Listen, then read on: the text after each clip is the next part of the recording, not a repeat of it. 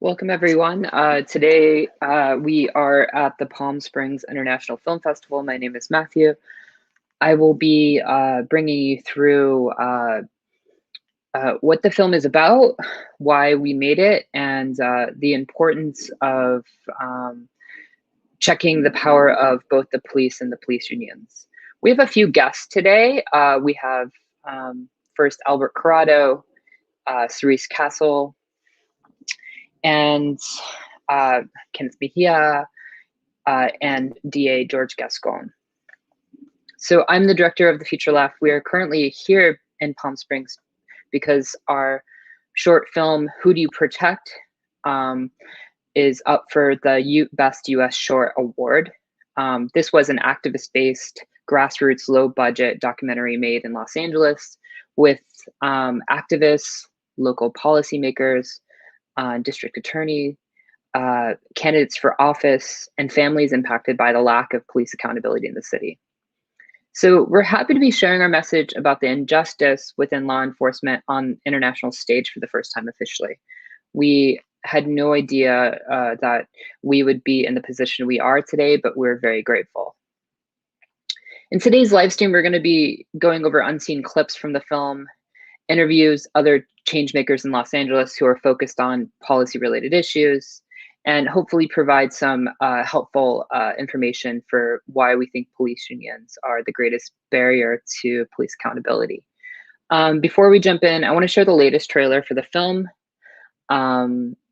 So this trailer was specifically made for the film festival. This is after we learned that we are accepted into the festival. So.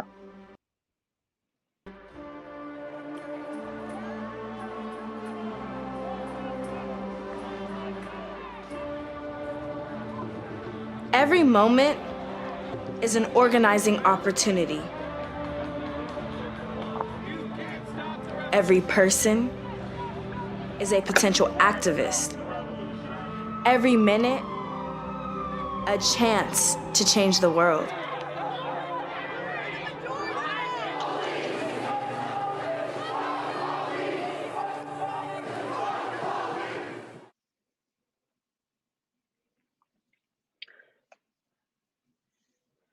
So that was a trailer we put together for the film festival.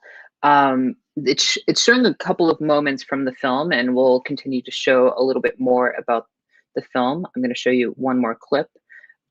So this clip is actually and includes unseen material that did not make it into the film. So the people at the end of the day are going to lose. Are going to be the citizens, because we don't have enough officers now as it is, because we're the smallest big city police department in the country, number one, and we had a plan to actually grow the department by 3,000 for the Olympics that are coming up.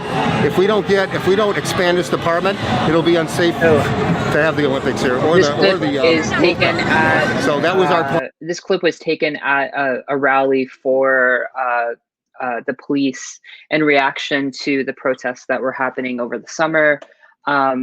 This is Craig Lally, who's being asked if Tony McBride is still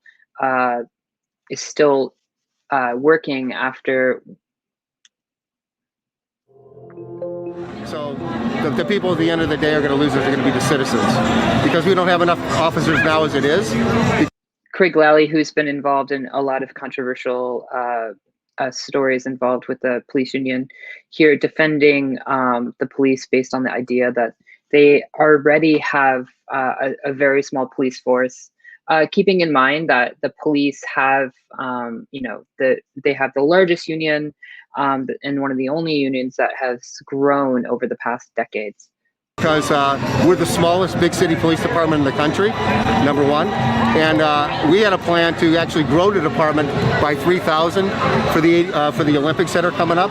If we don't expand this department, it'll be unsafe to have the Olympics here or the World Cup. So that was our plan, and now that's not going to happen, as far as I know. So that's one of the problems with defunding the police stuff. a colleague of yours, Jamie McBride, his daughter was involved in the shooting of Daniel Hernandez a couple of months ago. Can you tell us any of the any of the union efforts to defend her? No, that hasn't even been that's not even been a conversation. It hasn't. No, not at all. No. What happens is if an officer is going to be disciplined and go through the process, it has to, like I said earlier, it has to come before the delegates, which is their peers, and then once their peers make a decision, then it comes to the full board. And we haven't. There hasn't even been any discussion about her situation or anybody else's. Okay. Thank you. Okay. Following the beating of Rodney King in 1991, Mayor Tom Bradley appointed a commission chaired by the former Secretary of State, United States Secretary of State Warren Christopher, to investigate the LAPD and how such a blot on the soul of the LAPD as was the beating of Rodney King.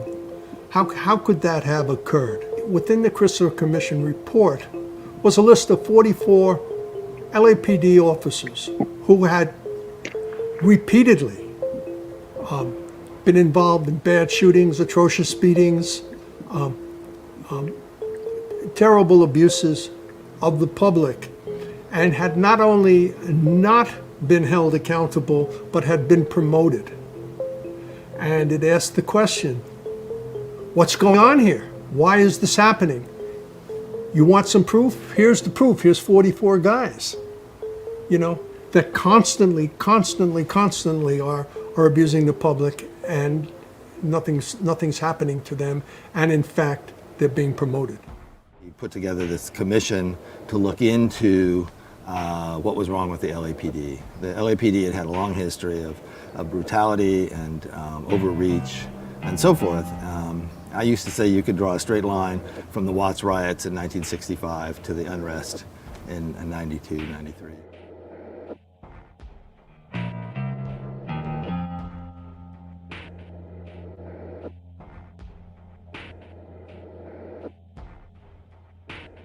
Currently, we do not have a decertification process here in California. Again, we're one of only 5 states that doesn't have it. Currently, you can get certified in California, but it's no process for decertifying. Only way you could lose your certification if you got it by fraudulent means or you lied at the beginning, but it's no back end decertification, only on the front end when you became a police officer.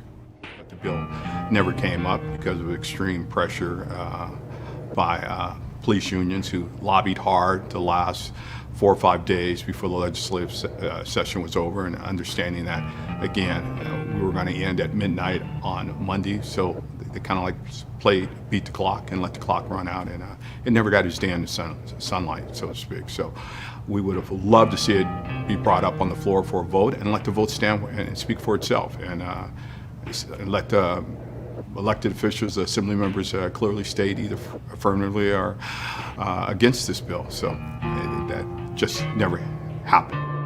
You are an elected official to represent your community, and it requires you to make tough decisions and take tough votes. And sometimes people cave in to the pressure of a lobbyist. They cave into a campaign contribution. I mean, late great Jess Unruh said, if you can't take their money and vote against them, you don't belong there. So, I mean, it shouldn't influence your decisions. I would say it's been an incestuous relationship with all police departments and DAs all across the state, all across the country. I mean, you rarely see DAs who go after bad cops.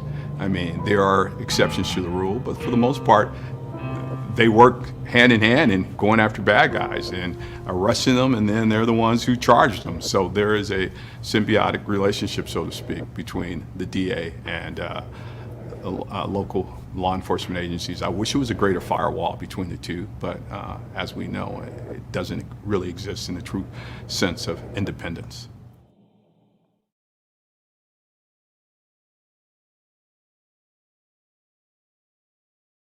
Measure C was passed by the voters, but again, it left the police in charge. It gave officers who were facing disciplinary review they go before a internal board made up of 2 commanders inside the police department, or a civilian review. But the civilians were who the police chose, folks who had arbitration background in their area. So it truly wasn't a, non-biased citizen review as we view citizen review panels. So again, it was under their control. They still controlled the process the whole way. So chances are we would again see the same thing that we have seen, absolutely nothing when it comes to discipline.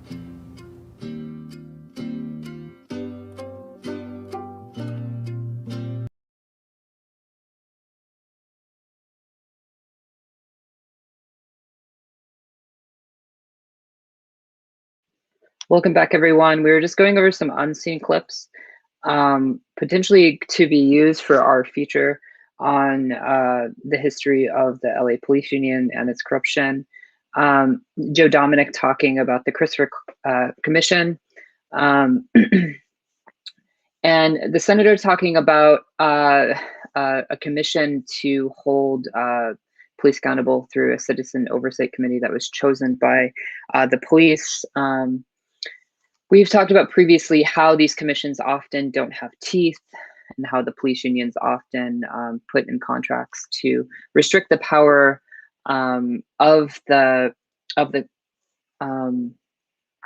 restrict the power of the ability to hold police accountable. For instance, and many times they make sure that if there even is an oversight committee, which in some cases police unions negotiate so that there won't be any kind of oversight committee. And in other cases, they restrict the power of those oversight committees so much that they're basically useless. One of the things that was also talked about by Joe Dominic was this idea of qualified immunity, requiring certification. This is a good example of good intention policies that don't have any teeth as well. You can be certified here in California, but it basically means nothing unless there's teeth. Meaning that in this case, if you are decertified, you can no longer become an officer at another department.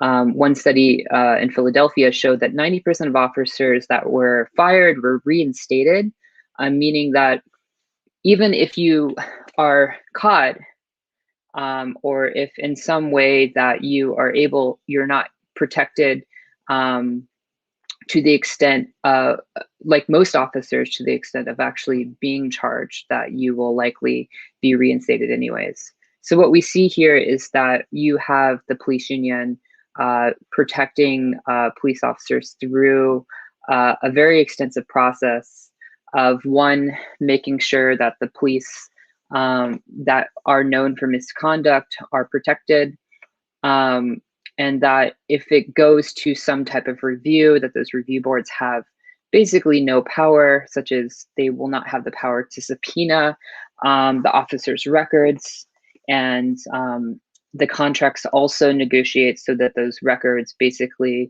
can be expunged every year or every couple years. So we see cases like Derek Chauvin in Minneapolis, the officer who murdered George Floyd, who had 18 previous misconduct charges. And, this was an officer who was protected by the police union, who was protected and, went out into the street and was known for harassing people and, likely murdered a lot of people in the same way that he murdered George Floyd. So we'll come back to this in a little bit.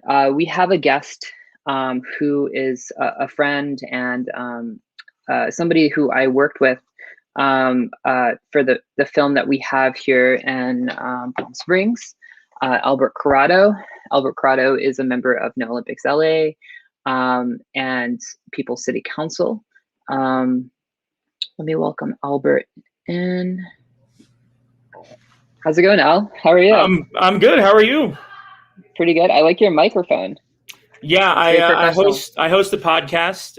Oh, right. And right, so right. for a long time, we were doing them on online. So I figured I'd get myself a good mic and some headphones. So yeah, doing the whole, everyone has a podcast now. So there you have it. That's true. That's very true. And that's why you're on this one, right? Because everyone has a podcast. Yeah. I mean, everyone's got a live stream. Everyone's got a podcast, occasionally I'll be asked to be on one, and, I usually oblige. I love to chat. What can I say? That's awesome. So how is Palm Springs treating you? It's cool. I mean, it's hot as hell, which I'm sure everyone knows and can guess. But I've actually come here a lot. I used to come here with my sister and her two close friends every year for like 3 years. We just rent a house and kind of vibe out, swim and all that. So I really love this city. I think it's cool. A lot of fun culture and just fun stuff to do. So yeah, I'm happy to be here. And I took a little dip in the pool earlier. So yeah, I'm feeling refreshed. Well, I'm glad you can relive those memories you had with your sister. So you were so People City Council actually was one of the producers. They helped the Future Left put this film together. How does it feel to, be here as someone that basically helped a film get into an international film festival, and also spread the message that is, really central to who you are as a person as well? Yeah, I mean, I think it's my life has been so sort of chaotic and strange in the last 3 years. And, obviously like, a lot of it has been, painful and there's a lot of grieving. There's a lot of these complicated feelings that you have when you lose someone, and then not only to lose someone, but to lose someone in sort of a public way that, garnered some media attention. So my life is, so when I think about the stuff that I've been involved in because of that, there's a sense of like, that's amazing. This is incredible. But the way that I got to do all these things, the way that I got here, I guess, wasn't the way that I would have wanted it to happen, obviously. But it feels great. I mean, it feels great. And especially it feels great to, even in some small way, help a family tell their story, because, for so many people who like lose loved ones to police violence, it doesn't always get the attention it deserves. With my sister Melly, it got national media attention. For the Hernandez family, there was some attention on it, but not as much as with Melly or with other bigger profile cases. And then for a lot of families, there's just nothing. There is no GoFundMe that started. There's no documentary that's made, and it's an unfortunate thing because so many people are stolen by police every day. And most of them we unfortunately won't ever hear about. So I mean, it's a trip to be involved in stuff like that. It's like this, like movies and documentaries and all that, because my previous life before I was an organizer, I was just like a guy who wanted to run his own coffee shop and was perfectly fine to have a normal, quote unquote normal life. And now to be doing what I'm doing and involved in the things, it's a trip, but it's also, I always have to kind of take a minute to assess where I'm at and kind of, it's strange because life has to go on after you lose someone, and life goes on, and there's really good things that happen. You can still have fun times. You can still have things you're proud of, even in the midst of grief. And I think trying to find the balance of like paying respect to the grief and to the person you lost, but then still moving forward with your life and doing something and enjoying those moments. I think that for me was very hard for a long time. So when I'm involved in stuff like this, it's just really cool. Oh, sorry. Go ahead. I wasn't. I was going to segue, and then it automatically played. I'm sorry about that. No, it's okay. Yeah. So we're here, and I mean, I don't know. This feels really insane. Like that you're so close to all of this. I mean, I remember. Oh my God, God forbid, I can't imagine being you. July 21st, and dealing with what happened to your sister. I just can't imagine what that would be like. But I just remember messaging all of my friends being like, hey, just, be aware of like the Trader Joe's, there's something going on there. And then, I had no idea like that my friend would, be the person that was impacted years later. That's just, just thinking about it, it just becomes like overwhelming even for me. So I can't imagine being you. And then, it seems like you really took the grief and you really used it to, actually like change the world instead of just like being an angry, just like being an angry person, which, that's valid as well, I would say. But what would you say to the families that are out there that, really don't know what to do, or people that, for instance, like my father has almost, he was in jail most of his life, just people just impacted by the criminal justice system. What message would you give to them, to have some hope about the ways they can change the world, or the ways they can get involved, or maybe just the ways that they can, learn from your transformation of turning that grief into change, Does that make sense? Yeah, I think what I would tell people, and sort of my whole thing in when I started organizing and becoming involved in this stuff is to kind of start doing stuff when you're ready. Give yourself as much time as you need. There's no set date where you're not supposed to feel extremely sad anymore. There's no milestone that while people from in the outside may kind of look at your grief and think that there's going to be progress, and you'll be better in a year, you'll be better in 2 years, you'll be better in whatever. Grief is an ever-changing thing, and as you move from it changes shape. You know what I mean? Like it's obviously like will never be as painful as it was that first week after everything happened, but it is still painful. But now in different ways, as I live my life, as I'm involved in things that I'm really proud of, as I fall in love or whatever, it sort of colors everything. It colors what the things that you do with your life and the milestones that you hit, because there's a person who is not there to celebrate with you. And so I think that what I always tell people is like, you belong here. If you want to get involved in something, whatever it is, organizing, if you have a talent, if you have something that you're really good at, there is a home for you somewhere in an organization. Maybe you start your own. I mean, I never thought I would start my own organization with my friends, and we've been able to do the council, right? Yeah. We've been able to do really great things as, just as like helping produce this documentary. But I always tell people like, if you want to get involved, take your time. When you're ready, do it.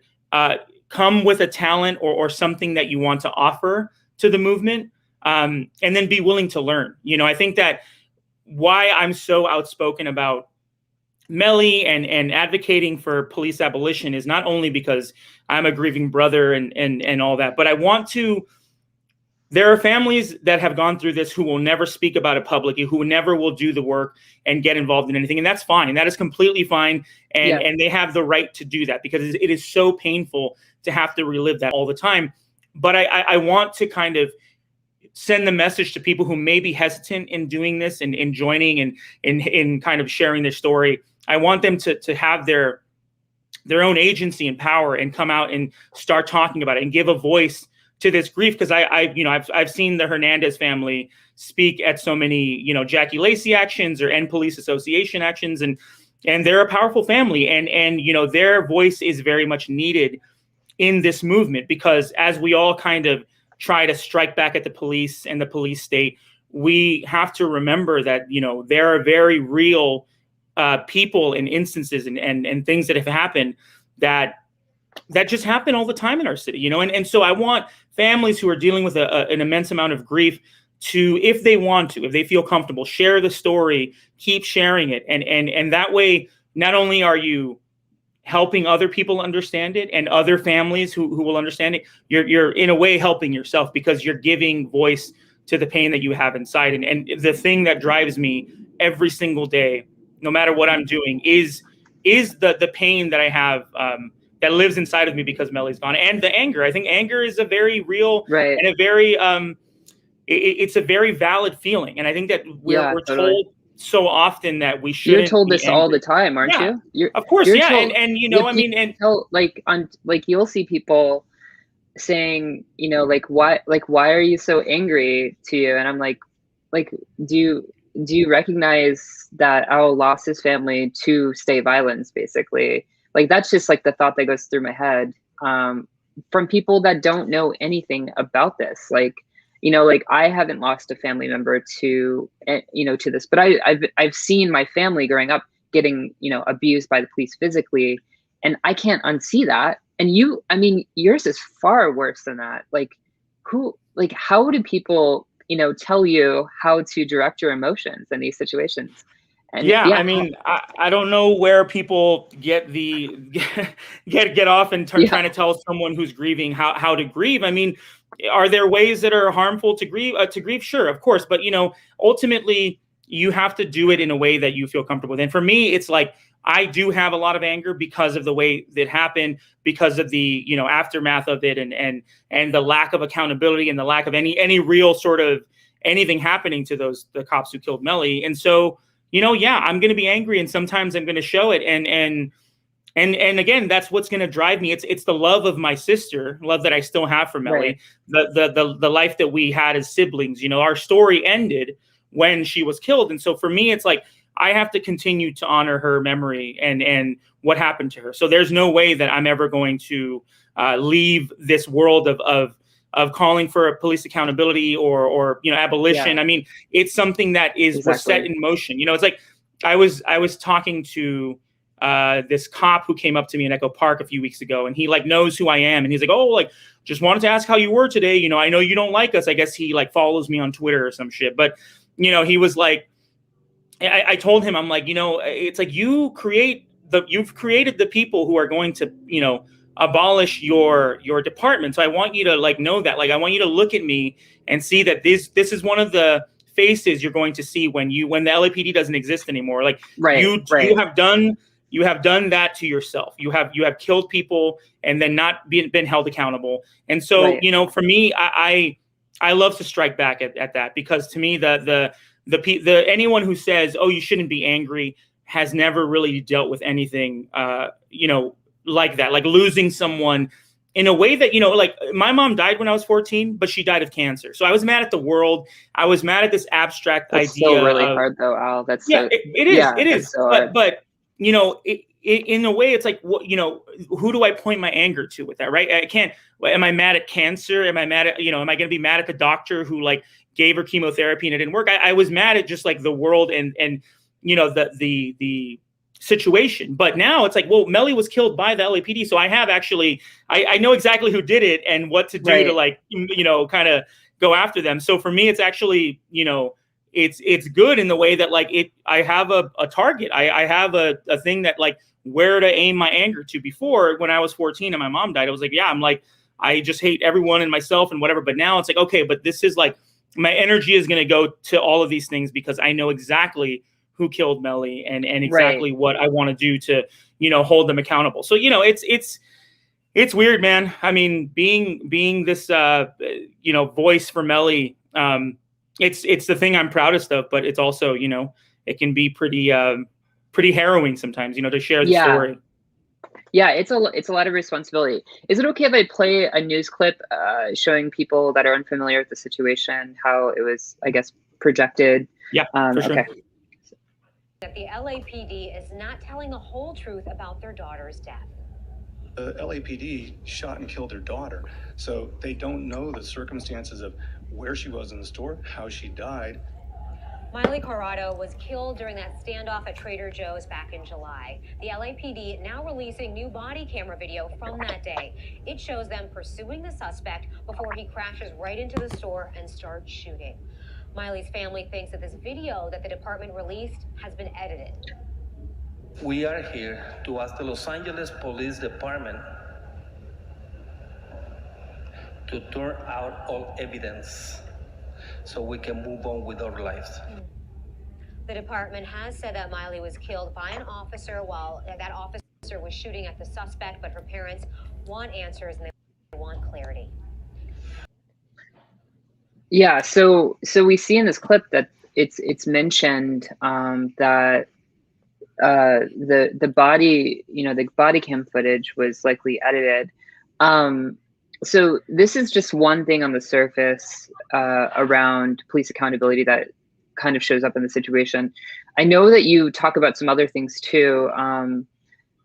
Can you elaborate though on this one aspect of it? Was it clarified that they did edit it, or we can probably just assume it was, but did they ever admit that it was edited, or was there any clarity on that? No, I mean there's been, you know, the LAPD does this thing where they, you know, I forget, they're like incident reports, and so they put together, you know, footage that they have, because there's tons of it. You know, I mean there's a lot more to be seen in that.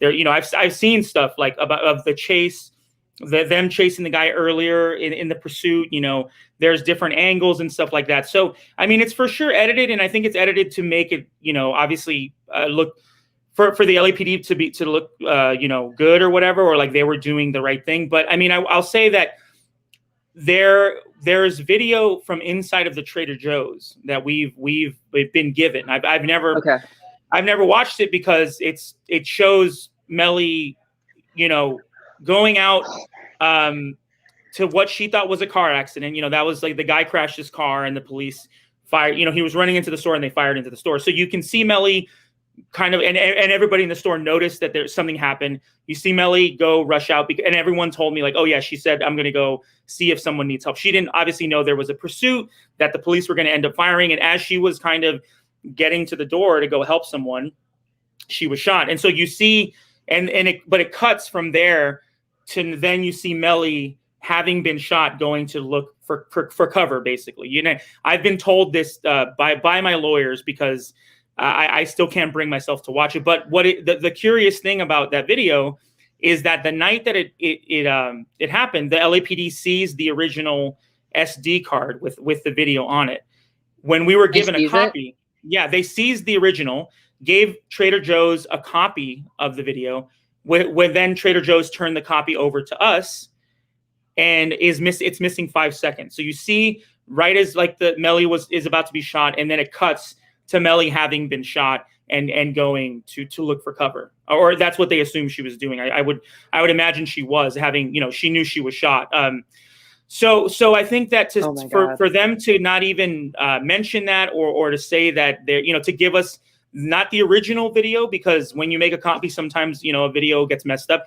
They gave us a faulty copy that's missing 5 seconds, which, I mean, you could chalk up to kind of like, oh, well, it you know, whatever, it happened, it was transferred badly. But it's the LAPD. So for me, they're going to edit it. Yeah, and they're going to edit it to give it to the news, to you know, people who love and protect cops. Hey, look, this is what we did. We had to do it.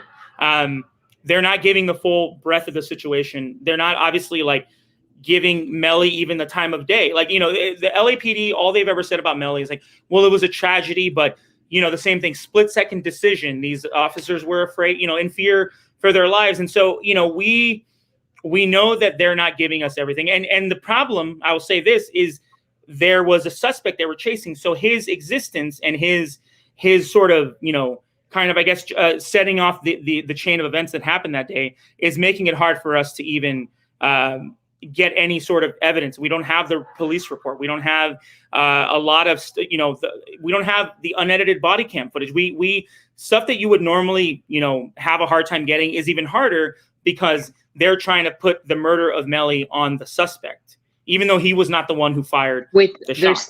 they're still trying to spin that narrative. Oh my gosh. Yeah. And so he's on trial right now. And here's the thing, what I've always said is like, he's not a good dude. He shot his grandmother. He right. You know, did a lot of bad things. Any one of those things is going to get him into prison for the rest of his life. The murder of Melly is, you know, for me, like, he wasn't going in there to kill anybody. He was going there to try to escape from the cops. The cops chose to escalate that situation, as they always escalate. If you've ever been to a march or a rally and police show up, they're looking to escalate. And they want any reason to do so. Same thing happened with Melly. You know, they escalated and fired 8 shots into a grocery store, and they're saying that it's, you know, Melly's dead because of him. And I don't buy that. You know, I think there's they want to remove culpability from themselves. And to me, that you know, fuels my anger even more, because they just say it's a tragedy, but what did you want us to do? Our bad, but here, the guy who's responsible is probably going to spend the rest of his life in jail, and that should be enough. And to me, that's not enough. You know, that again, he's going away forever, no matter what. He committed so many crimes before Melly was killed, and so, you know what I mean. It's like, this is just what LAPD does. So what we have is a situation where LAPD, you know, your situation is kind of like a case study for what we call justice, right? So LAPD has body cam footage. These body cams were something pushed for by the LAPD police union.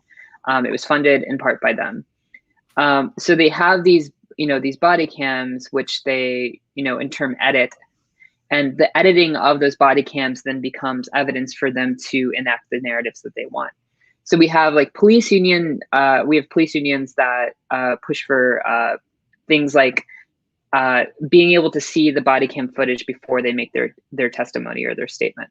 And then you have, on top of that, you have your story where the part of your story where, we're going to remove the 5 seconds, and then also we're going to pin it on the perpetrator of the original crime, even though you never had to shoot into a public store.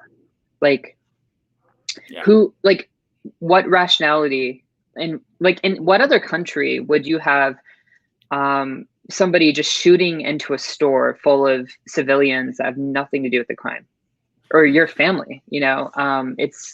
It's devastating. It's unnecessary turmoil. It's a wasted resources. Where these body cams are being purchased for no reason if they're basically just going to be edited. The whole situation just shows that as you would say, I'm pretty sure I could quote Al Corado, we just need to get rid of it all, right? Yeah, definitely. It just seems so difficult. And from my perspective, following your story and following the Hernandez story, it seems very apparent that we're up against, a political body, the police union, who has more power than many of the legislators in LA, who would be, the people checking or creating accountability. They fund the mayor, they fund all the council members. What do you think we should, what do you think, as somebody that's impacted about this, how do we empower ourselves for people that maybe haven't been impacted by police violence? What would you say to them? I talk to a lot of people, and I think that some people aren't on the abolition train yet. They are like, well, I understand, but I don't know that, that the police have done such an incredible job of making it seem that, when the police are gone, or if you cut any money from their budget, that the world's going to go to shit, and everyone you love is going to get raped or murdered. There's a lot of fear mongering that it's gotten into the brains of even very reasonable people. But for me, it's like, we have to, first of all, not be afraid to talk about these things, talk about abolition, but to kind of explain it to people to make it less scary. Because the way that I've always seen it is that, you need a unified front. You need elected officials. You need people in the city government, in the city attorney. You need a good DA. You need all of these people to stand up and not be afraid and actually enact policies that are going to change this. You need more people. And one of the things that I hope to do with, my other stuff that I have going on in my life, or the organizations that I'm a part of, or whatever is, and the advocacy that I do is inspire more people to come and join this, because we're going to be outspent. We're going to be, they have more people than we do. They have a better way of they basically have a direct line to the people who, rich homeowners who want more policing, who want, their neighborhoods to be quote unquote safe, who want the riffraff to be kept out. So we have to combat, the huge budget of the LAPD, but also the judges who are, Right. I mean, I have lawyers, and they're like, yeah, this judge, is like super cop friendly, and he bleeds blue, as they call it. You have city attorneys who work in concert with police to remove culpability and accountability from police. So you need to, get people who actually are progressive and have these ideals and who have been affected by it, I think, to take these positions of power. You also need people on the streets. You need the everyday person who thinks that, well, why am I going to show up to a protest? It's not going to work. Why am I going to do this? You need to kind of, it's up to us, me and People's City Council and you and the Future Left and all these orgs to educate people into why we need people. And again, it goes back to that thing of like, everyone has a part to play, you know, whether you can, if you're an amazing artist, hey, we need great agitprop, you know, we need posters, we need something in the age of social media, we need it to pop, you know, we need to get people's attention. You have people who are good writers or filmmakers, you know, we have to use what we have, you know, our inner talent, our passions for the greater good. Ultimately, you know, art should not always be, you know, used for the greater good. You can have, you know, art that is just art and whatever, like it doesn't always have to have a message or whatever, but to use it in that way is very radical. And I think my only my only talent in this life is being able to talk at length about something that I care about. And, you know, I've definitely used that to be, you know, do podcasts as a talking head for an organization. You know, I've brought my talent or my one thing that I'm really good at to the movement, and we'll use it in whatever way I think is possible. So, you know, it's going to take a lot, and one elected official is not enough. We need more people. We need to at least like set ourselves up for a fair fight, and that means that we need to convince a lot of people who don't really jive with what we're saying all the time. We need to connect with them and kind of, you know, ease them into, you know, into kind of thinking in the way that, like, you know, again, I don't think everybody's going to become an abolitionist, but I certainly hope that, you know, myself and other people can at least massage people into thinking differently about what, you know, the role that police play. Again, you know, you're not going to get everybody, but I think if more and more people question, well, why are police in libraries? Why are police at schools? Why are they pulling over people? Why are they going to classrooms full of children with guns? Why are they and everywhere? Right. Yeah, exactly. Why do the police have to be like, you're going to school, you're going to library, like you go fly somewhere, like literally every aspect of life is policed in some kind of way. You go to a film festival, you go to a music festival, maybe even a film festival, and there's police everywhere. Like you're supposed to be like in this kind of like utopic music and art space, and then there's literally police everywhere. Like that's the world we live in. We live in a world bordered by constant policing. I just want to taking up too much of your time, by the way? No. Cerise Castle is coming on next. Cerise, what's up? And we're gonna play a clip from some unseen clips from the documentary in a second. But Al, I just want to thank you for coming on, and I'm really happy that you have taken your grief and turned it into action. And look out for Al on Twitter. What's your Twitter handle? Digital Earn URN. I do a lot of shit posting, and we have a fun time on there. Also, look out for Al for LA and People's City Council. Yes. Al, do you have any final thoughts before we transition to our unseen clips for the people out there? I mean, we didn't get into it again because I talked too much, but you know, I'm running for city council here in LA in District 13, and I you know, ultimately, I think the thing that I want to achieve with this campaign, obviously, like, you know, I want to be on the LA City Council because it needs people with lived experience and who are progressive. But ultimately, I want to be able to like show people I was a regular dude, a very regular guy that you know, had a really horrible thing happen to him and his family, and made something out of that. Made you know, and again, you don't always have to, but I think I want people who've been through stuff, who know, who can speak to trauma, who can speak to a lot of things to take power. And, you know, I think we need more people like that. We need people of color who've been through that, you know, the horrors that are visited upon us every single day by the police state, by whatever, you know, whatever institution. But I want to inspire people to take power and take control of their agency and get involved in a way that is good for them. Because ultimately, whatever happens with my city council run, the work still needs to be done, and I'll be doing this for the rest of my life. And so I just want more people to come and so we can try to actually, you know, instill some really radical change, you know? Yeah, definitely. You're definitely doing that. And, you know, as always, I appreciate you, Al. And I think I will be seeing you in a couple of hours at the screening. Hell yeah. I'm really excited. Yeah, totally. But thank you, Al. We will talk to you soon. And next we have Cerise Castle. Have a great day, Al. Bye, y'all.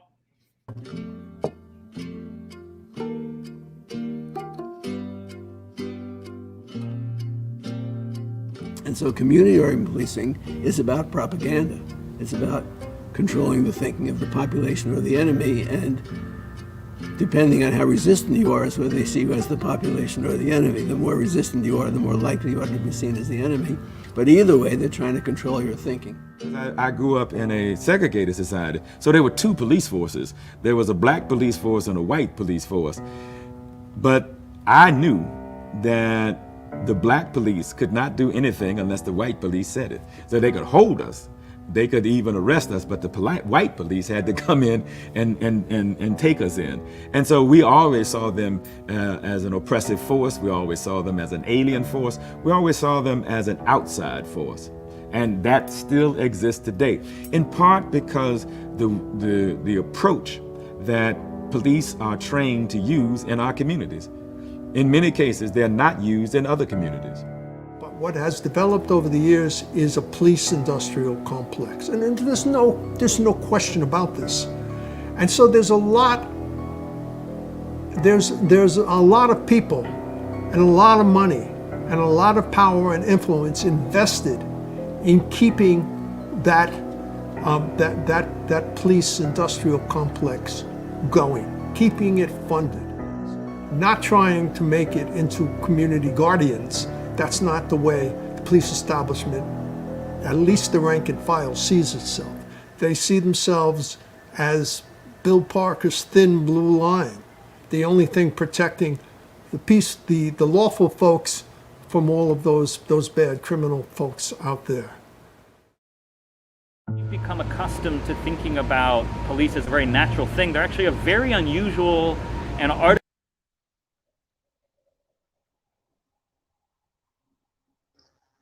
I think you're muted. Hi, Cerise. I am muted. How are you doing today? I'm doing well. How are you?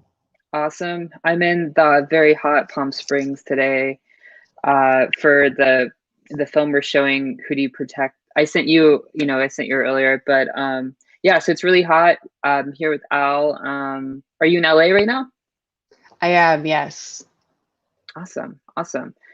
So I'm very happy to have you here. You've been, one, personally impacted by your experiences with reporting on the police and just living as, a person in the society, a person of color in this society.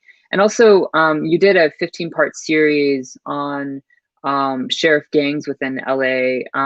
Can you share with us some of those early experiences that really prompted you to want to report on this? Yeah, of course. So I have heard about sheriff's gangs for my entire life, both from kids on the playground that I was growing up with, my older brother, even older adults in my life. I had always been told to stay away from sheriff's deputies, to watch out for white deputies with shaved heads because they were likely Vikings. So it was something that I'd always heard about, but never really could find any concrete information beyond what I was just sort of being told anecdotally by people in my life. So I have these memories of going to the library and trying to find archival newspaper material or news stories. Sorry about my dog. Just to get some more knowledge about this stuff, but I was never successful because there really wasn't too much to find. So fast forward to summer of 2020. I was working for a local radio station at the time, and I was covering the protests that had erupted across the country in response to the murder of George Floyd. So I was down at the intersection of Fairfax and Beverly on May 30th, and it was a pretty big protest that day. Yeah. And LAPD, we've learned since, was not following protocol and brutalized a considerable amount of people, which I witnessed, and I myself was actually shot with a less lethal munition. So the resulting injuries of that put me on bed rest. I was bedridden for a number of months, and I could not go to work. I couldn't walk around my house without crutches. I was in an air cast. It was a really bad time. I didn't really have much to do. So I'm sitting on my couch one day, just a few days after I was injured, and I heard on the news that sheriff's deputies had shot and killed a teenager who was working as a security guard in the Compton area. And that, of course, was Andres Corado. And it came out pretty quickly that his murder was potentially part of a deputy gang initiation.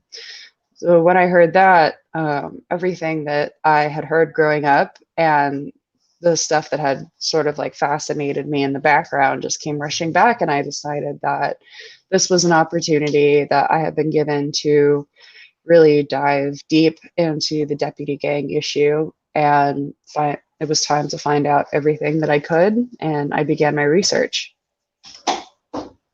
Yeah, so in your research, if I could read a section from one of your articles, you said there are at least 18 gangs within Los Angeles County Sheriff's Department, officials at various government agencies, including the LA County Board of Supervisors, the LA County District Attorney, the California Senate Subcommittee on Police Officer Conduct, and the United States Commission on Civil Rights have heard testimony on violence inflicted on the communities at the hands of deputy gangs for decades.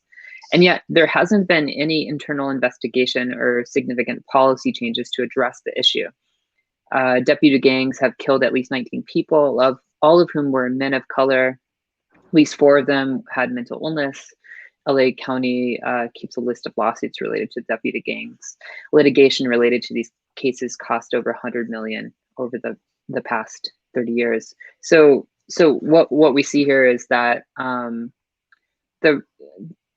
the public or the officials and these institutions are aware that there are serious ongoing patterns within these organizations. You had personal experiences as a young child, which means that you had heard through the grapevine as well.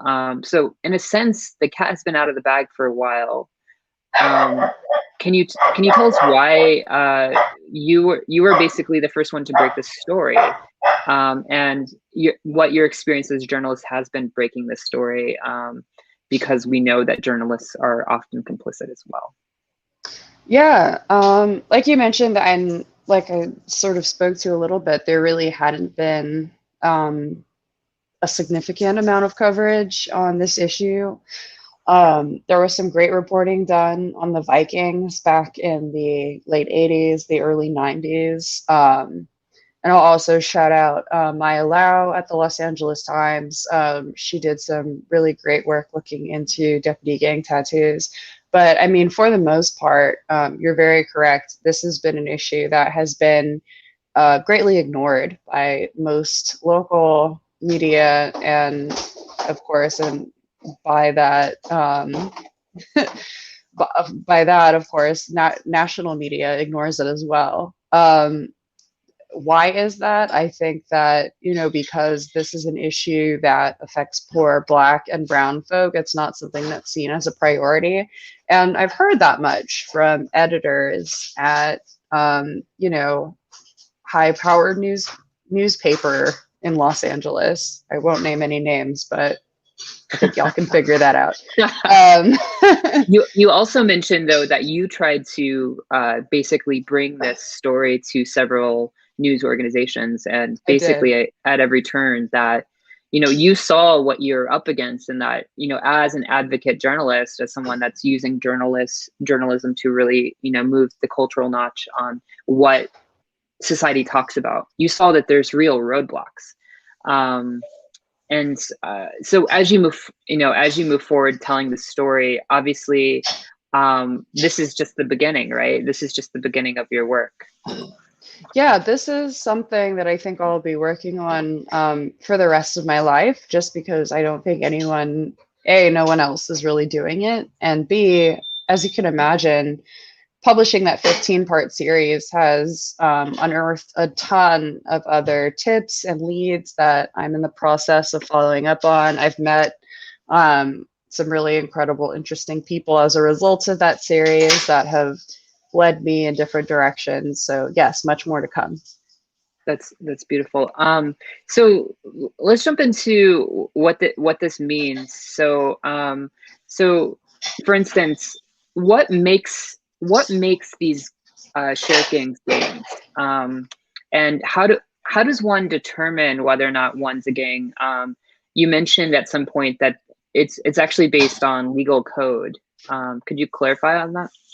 Yeah, so when I wrote this piece, I was very intentional with opening it with every chapter of this series opens with the same paragraph that just sort of lays out the stakes, that there are at least 18 gangs within the Los Angeles County Sheriff's Department. As you mentioned, that government agencies from the local all the way up to the federal level have known about them since at least the 1990s, so that's at least 30 years.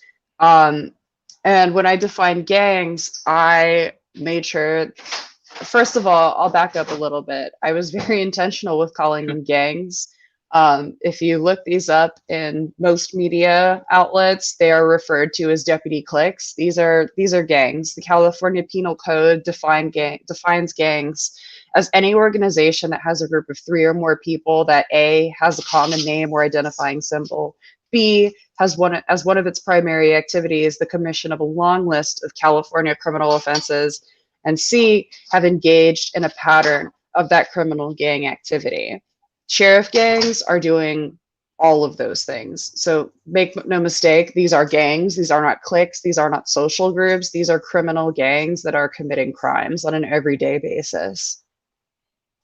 Right. So for instance, under section 186.22 of the California Penal Code, a criminal gang is described as any organization of group of 3 or more people that 1 has a common name or identifying sign or symbol, 2 has one of its primary activities the commission of one of a long list of California criminal offenses, and 3, whose members have engaged in, quote, a pattern of criminal gang activity, either alone or together. And you make the definitive statement that the sheriff gangs clearly fit all of these standards. So we see that they have tattoos. They engage in initiation practices.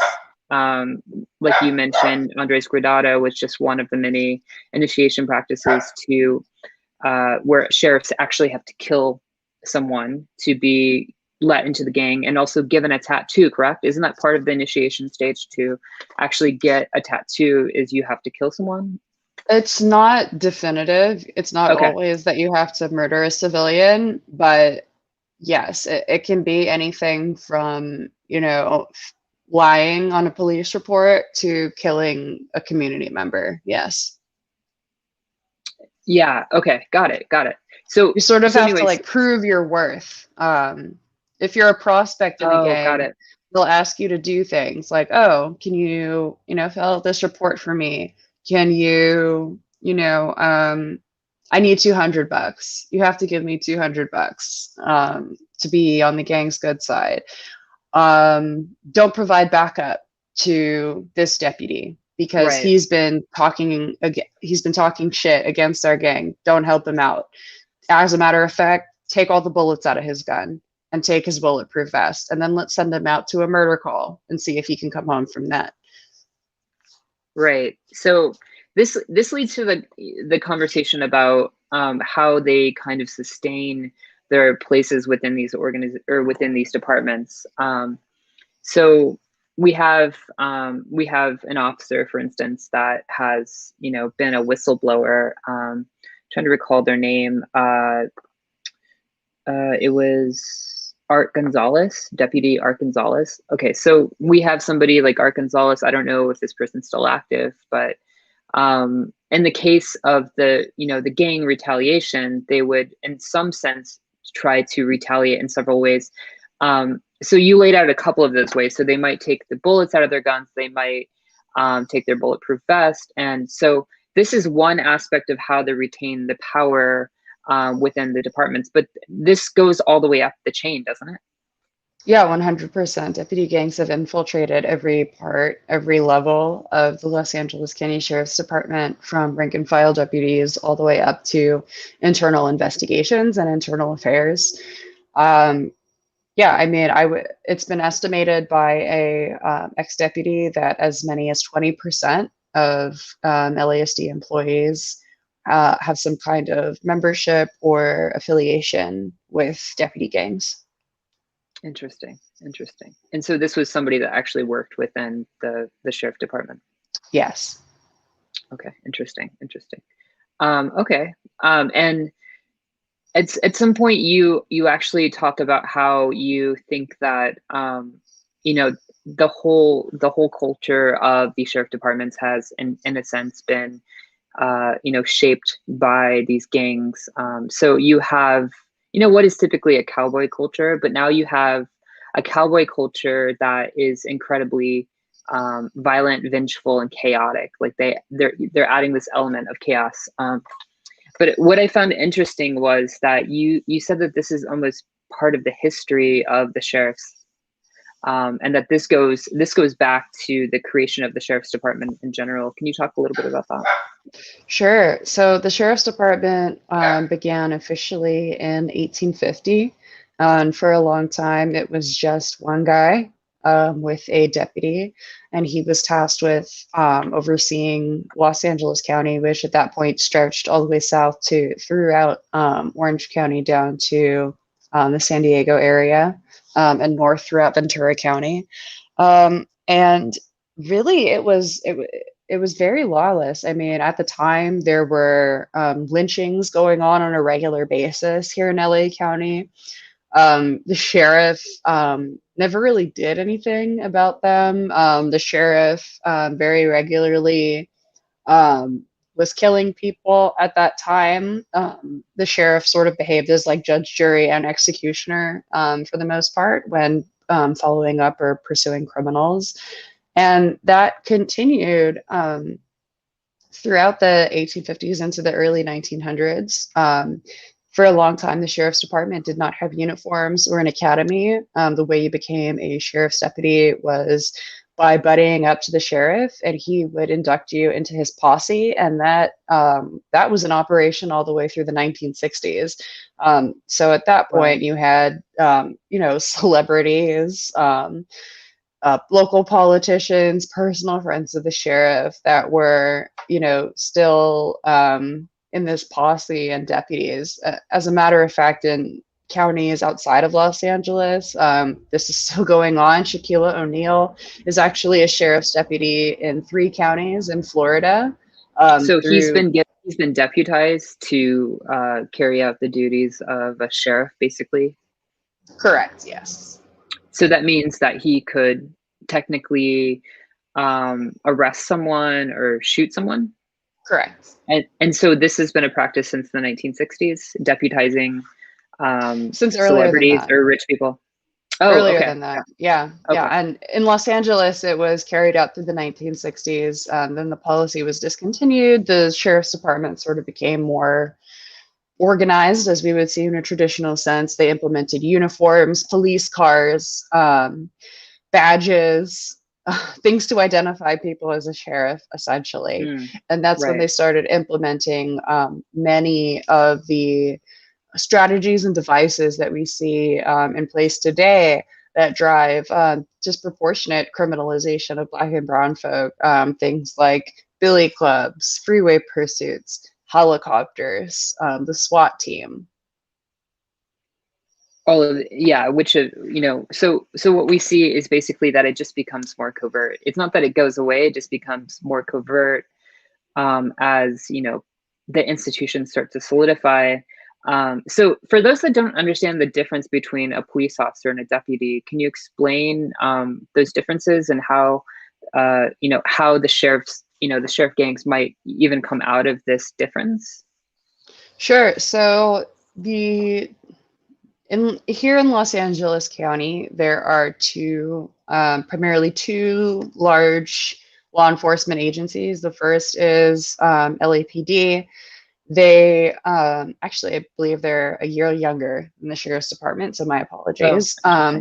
So the sheriff's department came first in 1850, and they still today are responsible for unincorporated Los Angeles County as well as contract cities. Those are places like Whittier, Compton, West Hollywood that have written up a contract with the sheriff's department to provide law enforcement services for their municipality. Inside the city of Los Angeles, we have the Los Angeles Police Department, which is the city's own police force, and they are responsible within the city limits of Los Angeles. It's important to note that peace officers, as they are called, so that's both of them. They are allowed to enforce the law in each other's jurisdictions. So if I am a sheriff's deputy and I am driving through the city of Los Angeles and I'm on duty and I see a crime being committed, I am technically allowed to intervene, and vice versa. If I'm a LAPD officer and I'm driving through, let's say, unincorporated East Los Angeles and I see something happening, I do have the right to intervene. So when we see, you clearly have a very well documented understanding of the sheriff gangs. Can we assume that this the LA sheriff gangs exist? Can we assume that this is something happening nationally? Yes, I've heard from people across the United States reaching out to me with requests to investigate gangs within their local sheriff's department. These are places like Ohio, Baltimore, New York, and Florida. And so what we see here is, often with the police, we have this narrative of the bad apple, right? And there's this idea that there's only a few officers that need to be charged for misconduct. And, people point towards numbers like 1 to 3% of officers are repeat officers. And if we just get rid of these really bad officers, that, the police would be fine. What does that mean in terms of, the systemic, the sheriff gangs are basically a systemic part of the, of the enforcement agencies. Does this really paint a really different picture in terms of what the bad apple is? Sorry, I don't know if that's clear, but basically, does that make sense to you in terms of like why the bad apple argument just doesn't make sense anymore? In my experience, gosh, I would say, unfortunately, most of the LA County Sheriff's Department is a bad apple. I like to say it's a rotten tree with like a few edible apples on there. Because I must say, like, I do want to, I wouldn't feel right if I didn't commend the whistleblowers that have spoken up either in lawsuits or to me personally, just sort of like giving me insider information about what exactly is going on.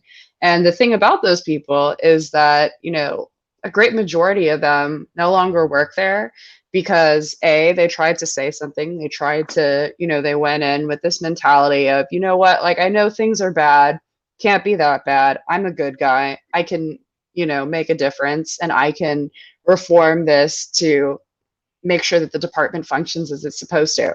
The reality is they get in, they are pressured by deputy gangs to do the wrong thing. And if they don't go along, they are pushed out. And that can be actually pretty violent. They will, beat people up. They'll put dog shit in your car.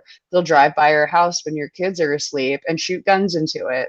So it can be very dangerous for them. If you are a good apple, if you are a good guy, you probably won't survive in the department. They just don't give you room to do it. Right. So like basically this idea of being a bad apple means that you will, like with the Christopher Commission, it's the case with the LA police unions. We saw that the police officers who were the worst were actually the police officers that typically were getting raises or who were getting promoted in some kind of way. Right. So it shows that whatever kind of, if we want to point to the culture, we want to point to the politics, we want to point to the political power of police unions or the, the social and probably political power of the sheriff gangs, that all of these things are, you can't just reform. We can't just reform these things in our lifetime. There really needs to be some kind of systemic overhaul. And does that mean that we get rid of it to you, or what does that mean to you, Cerise? You know, I'm not a policy person. I'm just That's a okay. journalist. Fair enough. Fair enough. Yeah, I'm happy to turn my notes and everything that I've learned over to people that are, you know, actually better informed to make these decisions. I do think at a bare minimum, there needs to be a third-party investigation into this. Is someone with subpoena power, which is something I don't have. But as I said, I'm happy to assist. And I think that, you know, my reporting shows at a very bare minimum, there's something very wrong here. And somebody with some, Yes. you know, legal authority needs to come on in and take a second look at what I've already done. So we don't have very much time here, but I just want to ask you two last questions. And the first one is, can you tell us about the database that you created with Knock LA and how that's helping people understand sheriff gangs a little bit more? Yeah, so in the course of my reporting, as you can imagine, I unearthed a ton of deputies, sergeants, lieutenants, captains, commanders, even chiefs, and a couple of sheriffs themselves that are associated or affiliated with deputy gangs. There was a lot of interest from public defenders, federal prosecutors reaching out to me as we were publishing, asking for, you know, the names of everybody, not just people that I wrote about in the series, because as you can imagine, that can have some pretty far-reaching legal implications. And it was always my plan to build a database with everything listed. So what we ended up doing is we created a searchable list of every Sheriff's County employee that I found to be associated with deputy gangs. Associate is a term that is used actually in the Cal Gang database, which is a database of civilians that law enforcement believes to be involved in a street gang. Associates in Cal Gang, I think the youngest person they had was a 6-month-old baby. So associate is a term that is used very loosely, and I chose to borrow it for this project because I think we can use it in a similar way, but I think we have a little bit more evidence than what they have over at Cal Gang. So associates are people that are involved with these deputy gangs that have maybe like looked the other way while they were doing something wrong, or, you know, maybe greased the wheels a little bit to make their crimes go a little bit smoother. And we also have members, people that have confirmed in sworn testimony or perhaps had their leg photographs where they have a deputy gang tattoo, and we have their badge numbers. We're working on getting their assignments, total compensation. We have all the cases that they have been involved in listed for people to look up, and you can review cases that they've been involved with. And we're also working on some bios for all of them, because as you can imagine, many of these people have retired, but they are still working in law enforcement circles, either in advisory boards or commissions. Some of them are even chiefs of departments in other states. Wow. Yeah. It's interesting how the Cal Gangs database, you know, something that is basically, it's a big misuse of data and a big manipulation of data. And it shows how data can be used to, you know, continue injustice in the same way that body cameras have been used. It's interesting that your database is the, you know, the counter, or the counter to that. And my last question for you would be, what connection do you see between police unions, sheriff unions, correctional officer unions, and gangs? Do you think that there, if you were to guess, or based on your early research, do you think that there's some overlap there? Based on how they operate and, you know, push the agenda of protecting the police from any sense of accountability? 100%. Yes. I'm trying to think of a story I can tell without giving away my sources. I'll say that I've heard anecdotally about That's fine. Yeah. I've heard anecdotally about the sheriff's union encouraging deputies not to show up to testify for cases because they don't like what the district attorney is doing, whether that's, you know, looking at gang members that have possibly committed a crime or are under investigation for a crime. I've heard of the union telling people, you know, don't show up to those other cases that they've asked you to testify at, because if they're going to come after you for this, we don't need to support them on that. I've heard of misuse of funds for the deputies union for a range of things, which I believe to be tied to gangs. That's something I need to tease out a little more. But yeah, I definitely think there's a connection there, and it's something that I want to dig more into. Definitely. I'd be really curious about the connection there, and would love to support your exploration of that in any kind of way. So before you leave, how can people watching this support you, Cerise, as you move forward with this work? What would you suggest? Yeah, well, this work is really expensive. NOC is a volunteer organization, so this is really something that I'm doing because I enjoy it and I care about my community and I want this information out there. So yeah, this is just something that I do in my spare time because it's fun for me. As with everyone at NOC, that is, you know, building the website, supporting the back end, making sure that it's up and running. So if any of your viewers are so able, if you could like shoot us $1 or $2 over at Patreon just to keep us trucking, that would be greatly appreciated. Also, these public records that my reporting relies on, those cost money. Isn't that wild? That's sort of how the state uses money to keep people uninformed, right? So again, if you could shoot us $1, that $1, I promise I will use it to find some more deputy gangs. And yeah, I appreciate anything that people can contribute. And then what's next? You've been following the Villanueva situation in Venice. Oh yeah. What's next for you though? So is this becoming a book, or are you going to turn this into a documentary, or what's the plan for you?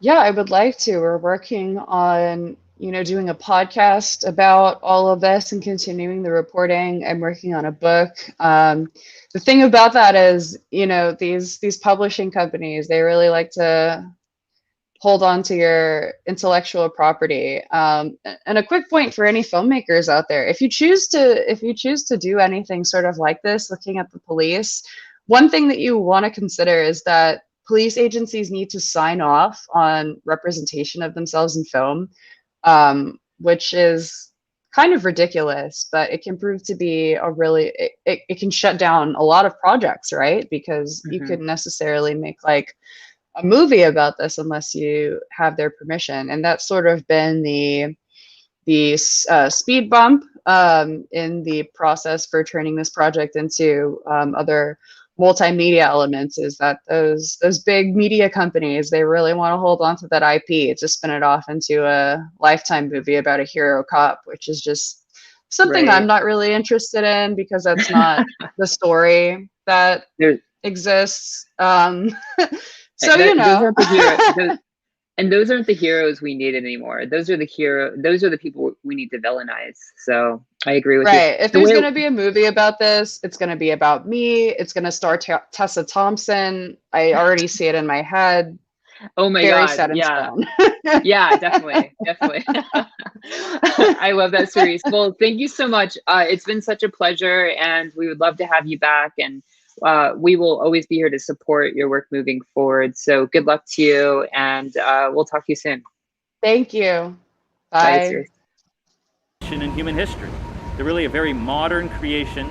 This idea that you'd have people whose special job it was to use force to enforce the law and maintain public order. It's a very recent development, and so that's why it's, you know, worth remembering that they're just special bodies of armed men. Their role is in preserving class relationships through the use of force, and that's why they take the form of distinct individuals who are hired to use force against the population at large.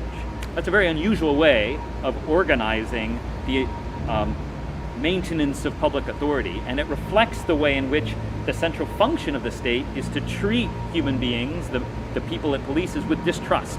They're meant to be seen as potential threats to public order.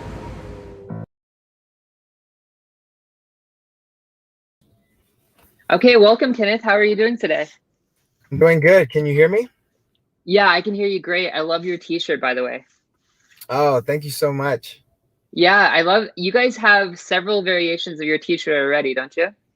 Yeah, we have a white one, we have a black one, we have hoodies, custom hoodies. We have a lot of good stuff. I can't wait to see a t-shirt with the billboard on it. The billboard is like my favorite thing that exists in LA. It's the thing I'm going to be most sad about when I leave LA, is not seeing that billboard. Congrats for that, by the way. So how are things going with the campaign? This is not new for you. You've been running. You ran against Jimmy Gomez, and you really have been kind of a progressive superstar in LA for a while. How's your campaign going? The campaign's going really well. We launched 6 months ago. We have close to 500 volunteer signups. We're almost to $80,000 raised, and the good thing is that a good amount of that is getting matched 6 times. So it really gives us a leg up against establishment politicians. We've been able to knock on doors, do door hangers, even raise money for a giant billboard in like one day, and it's just been incredible. I mean, there's so much people on our team that are part of amazing orgs that are doing good work out there, and I think our campaign has turned not only into this sort of not only we're running for an electoral politics, but we're also organizing as well, and we're giving organizations resources that they need, that they can use to advance their causes. So we've been really like that as like sort of the city controller already, and it's been just such a great experience so far. Yeah, you're working with Jane from K-Town for All, and she's doing really amazing work. Yeah, you have a lot of really amazing people on your team in general. Yeah, it's incredible that this is likely the first activist-based grassroots controller who's ever ran for LA ever, right? Probably. We probably don't have enough data on that, but you're probably the first one, we would guess, right? Yeah, I know for city controller, it's the most lowest turnout race. So no one got it. votes for it, and because no one knows what the controller does, and I think the city does that on purpose, right? Wait, so what does the controller do? For those that don't know, if people don't know that, I should probably ask you that question then, huh? Right. Yeah, and that's part of the reason why people don't vote for it. They just skip over it because they're like, what the hell is a controller? And then some people do know what a controller, but they think like, oh, it's just an accountant and it's not an important position. But the city controller is the city's accountant and auditor. So we're in charge of all the financial information that comes into the city of LA. We're in charge of making that information transparent, but not only transparent, but easily accessible. It's easy to understand. We're also in charge of auditing city departments, city goals like Vision Zero or the Green New Deal or Prop HHH, and making those findings public and providing recommendations. So we're not in a policy making position. So we can't defund the police. We can't cancel rent. We can't impose rent control, but we can give suggestions. We can provide numbers objectively and show them in a way that can actually push people to fight for those changes. Because what we do, and especially what you've seen with our billboard, was that we're not really pushing an agenda with our billboard, but the way we present it is that it's very rhetorical. It's like, where is your money going to? And it's like, $3 billion to the police, and it's like $200 million for housing. And so people are like, oh damn, like I didn't know that. So then they take that energy, those facts, and then they push for that change. So city controller is very important. Yeah, no, it's interesting. I didn't notice that distinction when I saw the billboard, that you're not technically pushing for an agenda, because just to spell this out for people watching, because that would mean that you were pushing for a policy platform. There's no policy platform that you can push for because the controller doesn't do policy making. But the other thing that you do is you are in an oversight position, right? Yeah, oversight position. And I think that's what really makes our position special is our independence. So right, no one can really like tell us what not to do. We can do right, this on our own will or with the people's will, or if the city council wants to look at anything, or the mayor. And Cerise was saying she needs someone with subpoena power, and the controller has subpoena power. So oh if the wow, controller wanted to audit the LAPD and they weren't cooperating with us, we can issue subpoenas for pretty much for anything city related. So there's a lot of power to be used, and we're trying to use it. that's interesting because the police union contracts in some places dictate that an overview board cannot subpoena police records for people that had a record of misconduct. So we had Derek Chauvin, who had 18 cases of misconduct, only being disciplined for 2. But if you had a police oversight board, they wouldn't even know about those because they didn't have the teeth to ask for those. So you could actually provide, you could be an interlocutor of that data for the people that need it. So that's great. So you're independent. You serve as a type of oversight, and part of your not so agenda, but is, I guess if it's not an agenda, how are you pushing for, how would you enact to reduce the police budget, or can you do anything about that, or what is your role in that? Yeah, that's those are good questions, and I think we want to use the subpoena power as much as possible, and if the court stops us, then they stop us, right? Right. But when it comes to the budget and pretty much where all our money is being spent, we have no control over what the mayor proposes or what the city council decides to do with that money. Once the budget gets approved, it comes to our office, and then we're the ones in charge of making sure that we spend the money in line with the mayor's budget. But before the budget even gets approved, we want to use the controller's office with all that financial information and make it transparent and pretty much out there to make these cases, and maybe even from our audits make recommendations, so that when the mayor is going through the budget, he can make a reference to, we saw the controller's report and we noticed that we spent $50 million on lawsuits last year, and we see no changes have been made to any police protocols. We also noticed that the controller campaign also issued subpoenas, and during those subpoenas, we found out that XYZ happened and it wasn't working. And so, that's sort of what we want to do before even budgets get approved, is sort of alter the causation of it, and make sure that when they do develop these numbers, our reports are being included and the public is putting in that pressure, because it's really going to come from you all and the public. Because the controller could put up like a bunch of reports, but if it's not being used or being ignored, then it's useless then, basically. So this goes back to the concept of you're providing accessibility and transparency. So basically what we don't have with the current controller on Galprin is we don't have an awareness of what is exactly happening. I remember there was a case where he was very late to the game to talk about these FEMA reimbursements and how they related to whether or not the city had in their coffers to pay for the hotels for Project Roomkey. This information could have been at the forefront of this battle a long time ago to get unhoused people into hotels during a ravaging pandemic, but he was not on the forefront. So this is what's really exciting to me, I think, to think about having a controller who is not afraid to be in the advocate positions for the issues facing Angelenos, not in the hands of wealthy developers, or in the case of Ron Galprin, it seems as if they're, as independent as he is, there could be relationships with city council, police union, with the mayor.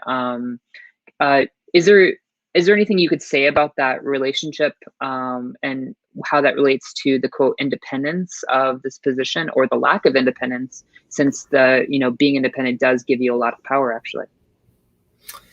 Yeah, and that's the power of the controller. We have the power of information that people don't know about, and especially Right.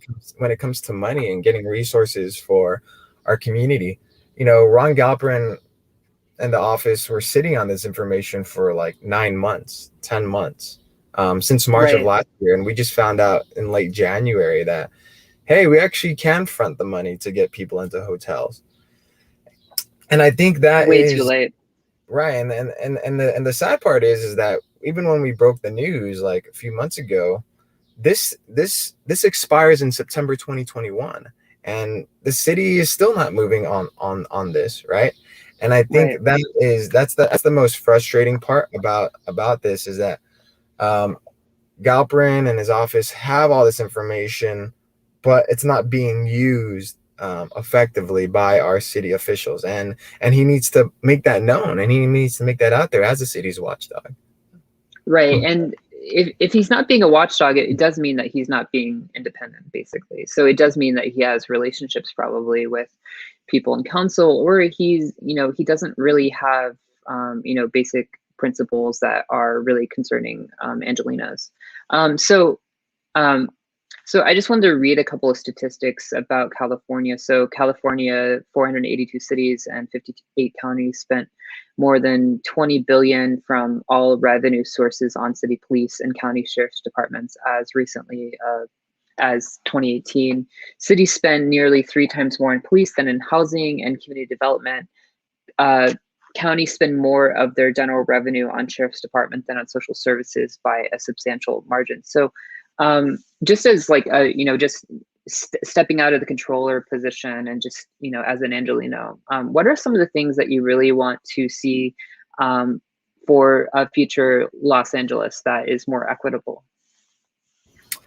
Yeah, I mean, definitely. The city of LA gives half of its unrestricted revenue to the police here. It's 46% this for the next upcoming year. And we want to, as Angelino, when you walk around anywhere in the city of LA, there are parts of the city that are much nicer, that have much more resources, that have more trees, that they're just right. You could tell it's red line and whatnot. So exactly. Housing is a big issue. I like to see the city of LA focus more on housing, whether it's building more public housing, protecting existing tenants who are getting harassed by their landlords. So more enforcement on that. I would like to see more programs and housing for our the people experiencing homelessness. I think that's also the big one. I think the 3 biggest issues are policing, housing, and homelessness here. And right, exactly, totally. Yeah, and so I like we put out this simple suggestion that if you wanted to house every unhoused person in the city of LA, it would cost us only $1 billion every year. And that's just taking the fact that we have tons of vacant units in LA, and if we were to pay market rent of $2,000 a month for 12 months, we can house people every year. Right. Everyone experiencing homelessness, and I think these are 100%. Not suggestions that the city of LA never thought about, and on top of that, we could still provide housing and still provide services. It's just that we have to actually take these big, bold, not really bold, but simple ideas of just like what we're doing with guaranteed basic income. We're paying people, right? Paying people who have been neglected, who have been disenfranchised. We need to do the same thing too with housing. So definitely, I think as Angelina, I'd focus on housing and homelessness as big issues. Yeah, definitely. One of the things that you talk about is the difference between the previous office, or the current office, actually, Ron Galperin, and what you would do. Can you just lay out some of the basic things? You talk about things like making information more transparent, making things like the website more accessible. What are some of the other things that you would do as controller? Yeah, besides just like being radically transparent and accessible to information. I mean, we really want to use the office to sort of be that watchdog, but also be out that call out position and use as an organization tool I like that. for organizations doing, you know, work. You don't see that right now. You don't see Ron just calling out the ineffectiveness or the the inefficiencies of the mayor. Like, you know, for Project Roomkey, he said that he was really extremely troubled that they didn't that the Garcetti said we didn't have money. He's like, that wasn't true. And it's like, well, do something about it, like make that known. And I think that's one thing we do, is we would really use that watchdog position to really call out people and make it known. We also want to audit big goals that the city of LA has. So Prop HHH, it took forever for Galpin, you know, thanks to LA Can for pushing Ron Galpin to audit Prop HHH. You know, we want to audit the progress of the Green New Deal that the mayor announced in 2019. You know, we're supposed to plant 80,000 trees by 2021, and we're only at like 40,000. You know, we want to audit goals like Vision Zero. That was something where we want to end all zero, no more deaths due to pedestrian or traffic errors. And so that hasn't happened. We want to audit departments that have never been audited before. So like the LAPD, which takes most of our city's money.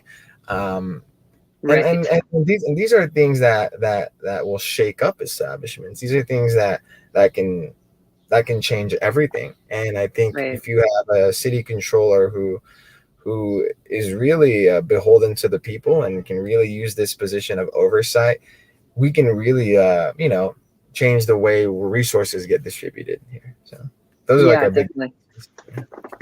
Yeah, those are, I mean, what you're talking about is definitely part of reimagining LA.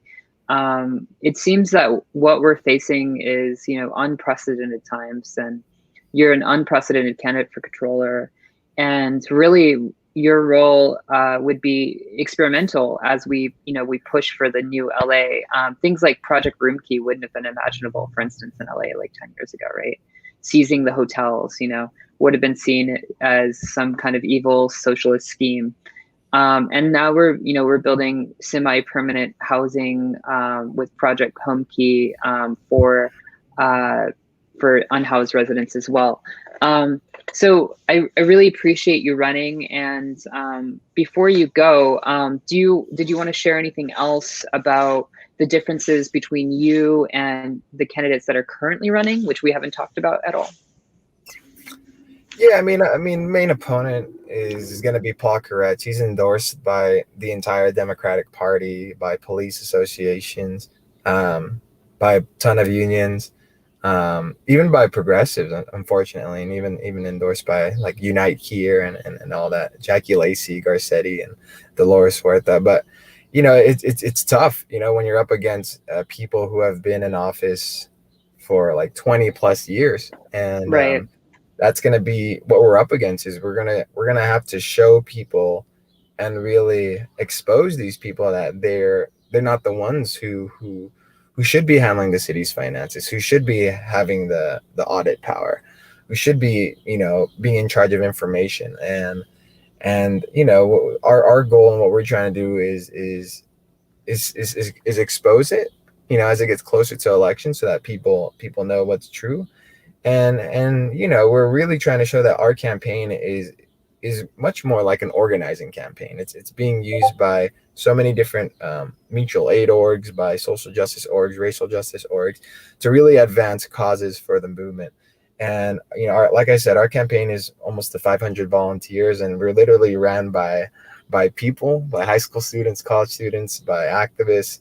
None of us are like super duper consultants or anything, and we've made a huge amount of progress so far with donations and volunteers. So you know, that's pretty much the biggest difference from us, is we're running a people-powered, centered campaign driven on advancing justice, right?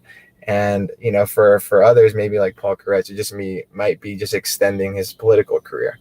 And so you know, that's what we're about. And if anyone wants to check us out, you can visit MejiaForController.com or check us out on social media at Kenneth Mejia LA. Yeah, I just wanted to say one last thing. It's it's really, it's really frustrating because I feel like your career, you've ran against these people that have basically been in office for a long time, and people that maybe were progressive at one point. I don't know, it's all contextual to a certain extent, right?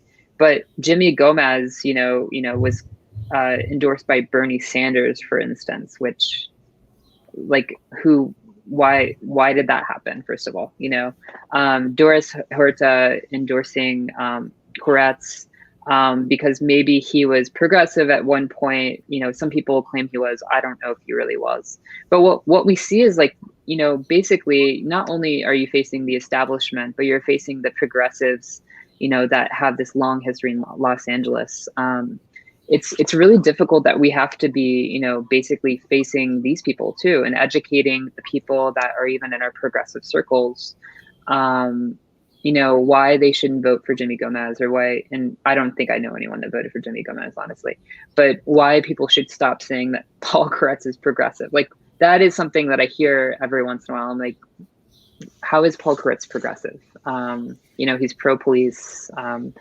So I don't know. I'm just, I have a lot of solidarity with you, Kenneth, and I have a lot of respect for you. Thank you so much. But did you want to say anything about that before you go? No, and I think what's very, very cool about our position is we're super qualified. I mean, I'm a yeah, CPA. that's a good point. I'm a certified public accountant, and so before, when we ran, people said, "You're not qualified. What are you at?" But for this position, it's literally the city's auditor and accountant, and I've been a CPA, and I've been doing auditing and accounting for 11 years. And our opponents don't have that. Like Paul Koretz, he's just a council member. The most thing he's going to say is he's worked on the budget and finance committee, so he knows how things works on the inside level. But when you hear that, when people say, I know the insides and outs of City Hall, it's like, come on, like you've been in this for a while. It's like, step aside and let's try something new. So I would say we're definitely, yeah. Should that be an issue though? Because that just means that you probably have these relationships that are conflicts of interest instead. Yeah, I think you're clearly qualified for multiple reasons, because you would be an advocate. You have a clear understanding of knowledge of numbers. You're always seen, like, on your laptop. It seems like you're always on an Excel document at protests, is what I imagine. I think that should be your emoji, like you on a laptop at the protest. Exactly. No, that's good. The numbers are always there, so we got to show it. So. Yeah, definitely. Well, thank you so much, Kenneth. Good luck to you on your campaign, and we'd love to have you back again. And have a great day. All right. Thank you, everyone. Bye, Kenneth.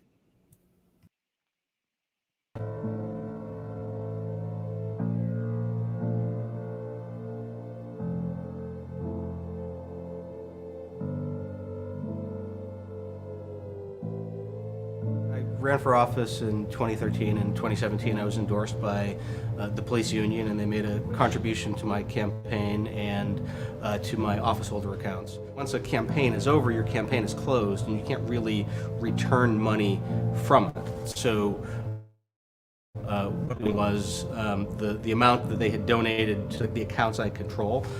My husband and I made personal donations in those amounts to Black Lives Matter, Community Coalition, Black Workers Center, and a few other organizations. One thing you can easily do as a candidate, as someone who's running for these seats, is to not take corporate dollars. It's to not take money from PACs, and only to raise money from individuals who are living in the city, and to try and really focus your donations from residents, from people who have a stake in the future that you're trying to build together. We haven't seen that from most city council members in the past, and I think just making that change, and that's the change any candidate who's running can just do in their own campaigns, that alone is a big step in pushing back against those capital interests. So we just saw some candidates that ran for office. Welcome, everyone. Welcome. So we just saw some candidates who were talking about the relationship between financing and the police. Mike Bonin and Nithya Raman, who are now being recalled. We see that this is a consistent strategy of liberal and conservative forces within Los Angeles to recall people that are doing work to better the lives of Angelinas. I just want to welcome you, welcome some of the leadership from the film Who Do You Protect? We have Laura, Carter, and Sean. You want to say hello? Hi. Hey guys. Hi. Welcome. How are you guys doing today? We're doing great. Yeah, we're doing really well. Really excited for the screening later on, and to see the family and PCC and everyone who helped make this happen. It's nice to get everyone around the fire again. Yeah, we're super grateful and excited about this because it's very special to finally show it in a big theater to like an international audience. So, yeah. Yeah.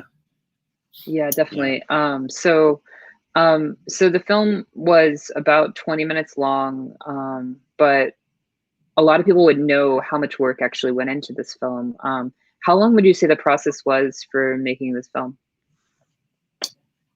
You want to start from its inception, Laura? Well, total, I think it was probably like 6 or 7 months.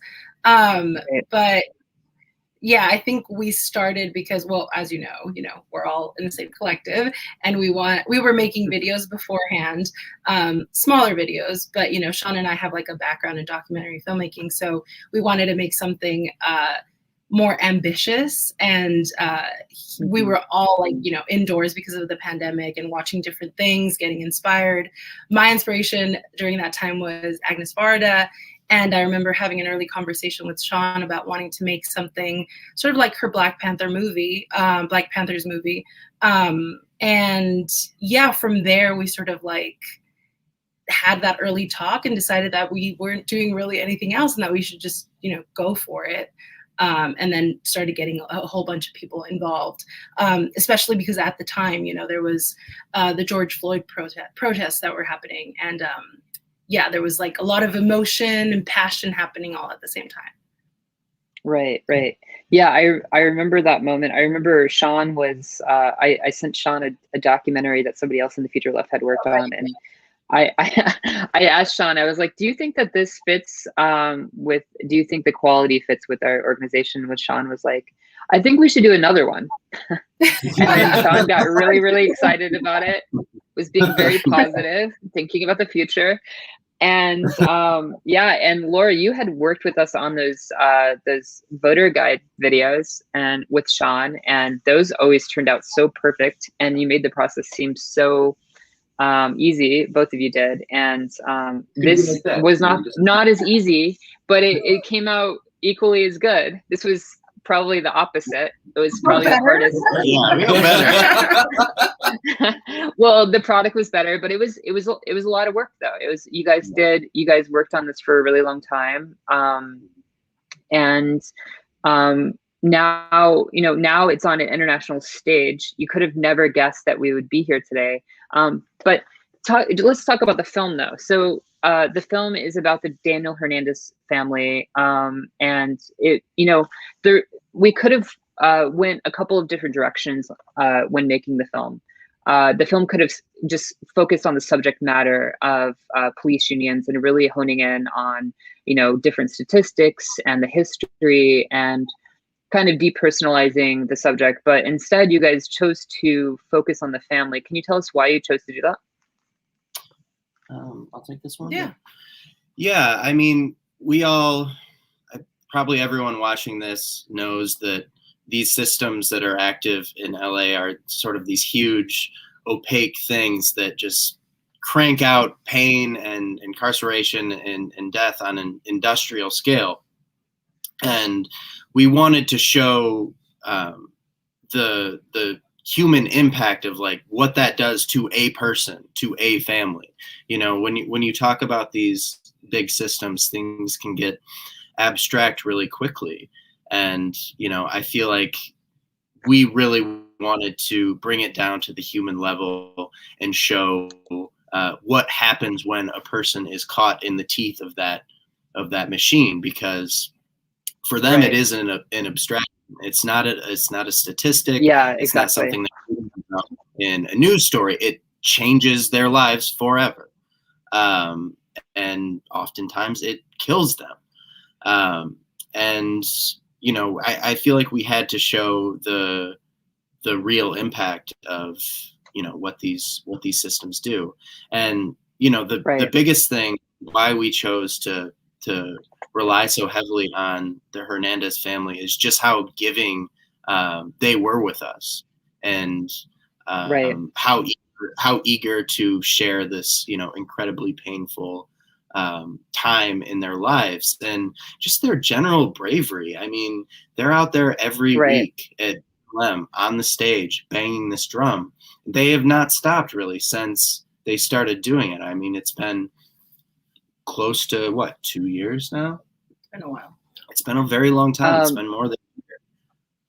Before we move forward, let me play a clip from the film with the Daniel Hernandez family for people that haven't seen the film, just so they can get an idea of what we're talking about. Aspiraciones. Muy preocupado a su hija, a su familia. Un buen amigo.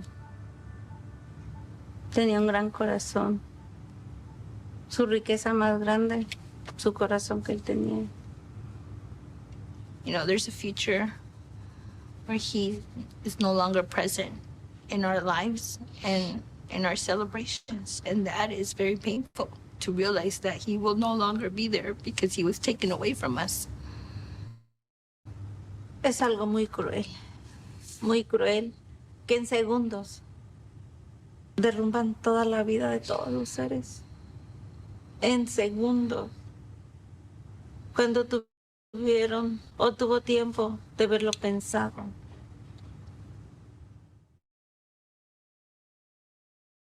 So we just saw this really, you know, this clip that is just so difficult to watch. The family reacting to being asked about, you know, the loss of their family member.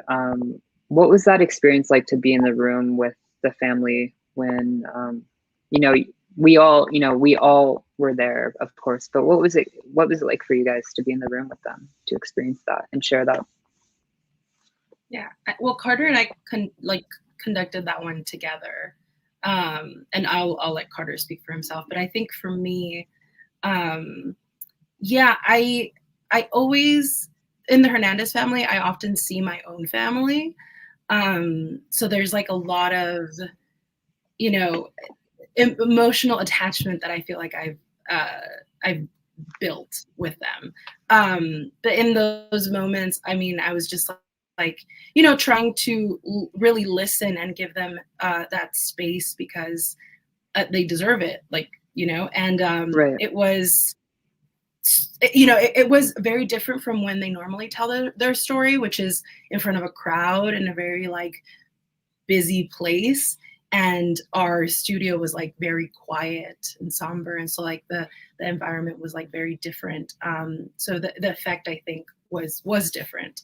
But yeah, for me, I think in the moment it was, you know, very powerful to like hear their stories afterwards. I think it's when I like processed everything and just like took in sort of like really their huge loss, you know, like what they lost and how much this fight means to them. Right.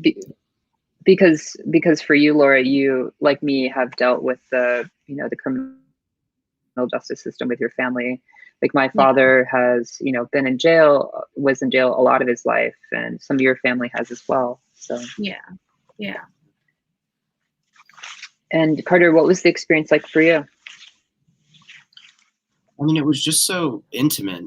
You know, we stopped several times just to give everyone, to make sure we weren't pushing too hard or, you know, just trying to give everyone space to talk about this awful thing that happened. And, you know, again, they were so giving and forthcoming. And I mean, I hope that people it shines through in the cut that we have now, that just what deep wells of emotion these two women are drawing from to power them forward. You know, we've all heard them speak at BLM, but this was different because it was more scaled back, and it was, I don't know, I felt like they were sharing something very sacred with us. That really came across to me. My experience, my experience for the film was that we approached it as as people that were interested in the the issues, and it became very centered on the specific story of the Hernandez family and how that really impacted their lives.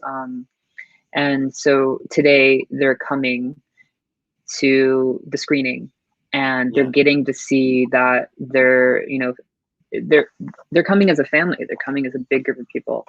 And we had the screening in the park, and a lot of them came, and we got to talk to a lot of them, and they were grateful. But there's something different about them seeing that their story is now on the international stage. What kind of responsibility does that create for you all as filmmakers? Because now you guys, you've uplifted this story, but also now you are, in a sense, responsible for the story of Daniel Hernandez family. How has that experience been for you?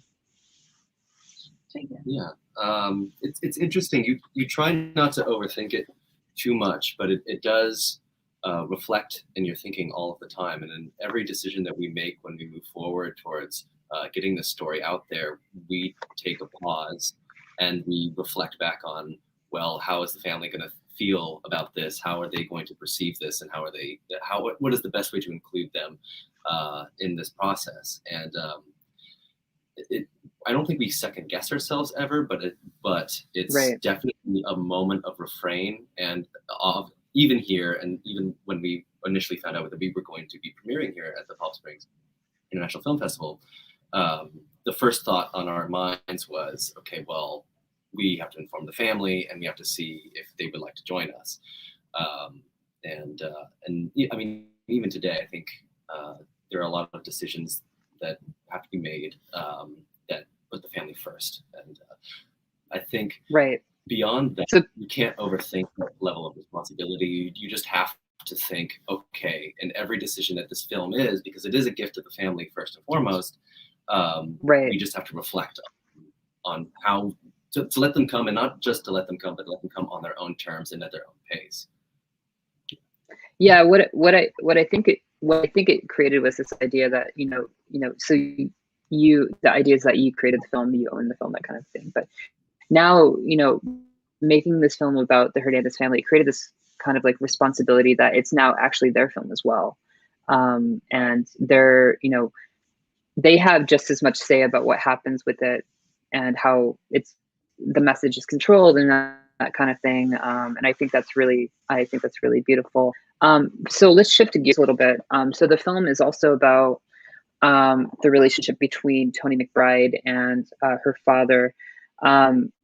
What made you want to focus on this story, Carter, as the right opposed to other stories that related to the corruption of the police union? I think we wanted to show the continuity in the ideology of these people who are responsible for, disciplining, punishing these typically poorer, browner Angelenos. And the ideology and the actions of Toni McBride are exactly the same as her father's, Jamie McBride, which is to say one of complete impunity and disregard for the people that she's, protecting and serving. It's a direct line from Rodney King to the LAPD 44 to Toni McBride. I mean, that you can see it in the work of, it's the sheriffs, not the LAPD, with the work of Cerise Castle, but you can see the ethics that these people espouse. They are a sort of secretive group of violent armed people who have no regard, and that is that's what we wanted to show with her and her relationship with her dad, is that even though she's young and a woman, she still espouses the same violent ethic. It's just there's a nicer sheen on it, but the net result is the same. Let me show a clip from the film showing what you're describing exactly for the people watching. Now she's at the center of a controversy over an encounter that turned deadly. This LAPD cop is known for her sharpshooting skill and her beauty. Now she finds herself at the center of a deadly police shooting. LAPD cop, works South Central, Newton Division. Yes, that's what I do. Shooting Newton. Hey, no, shooting Newton. Drop the knife!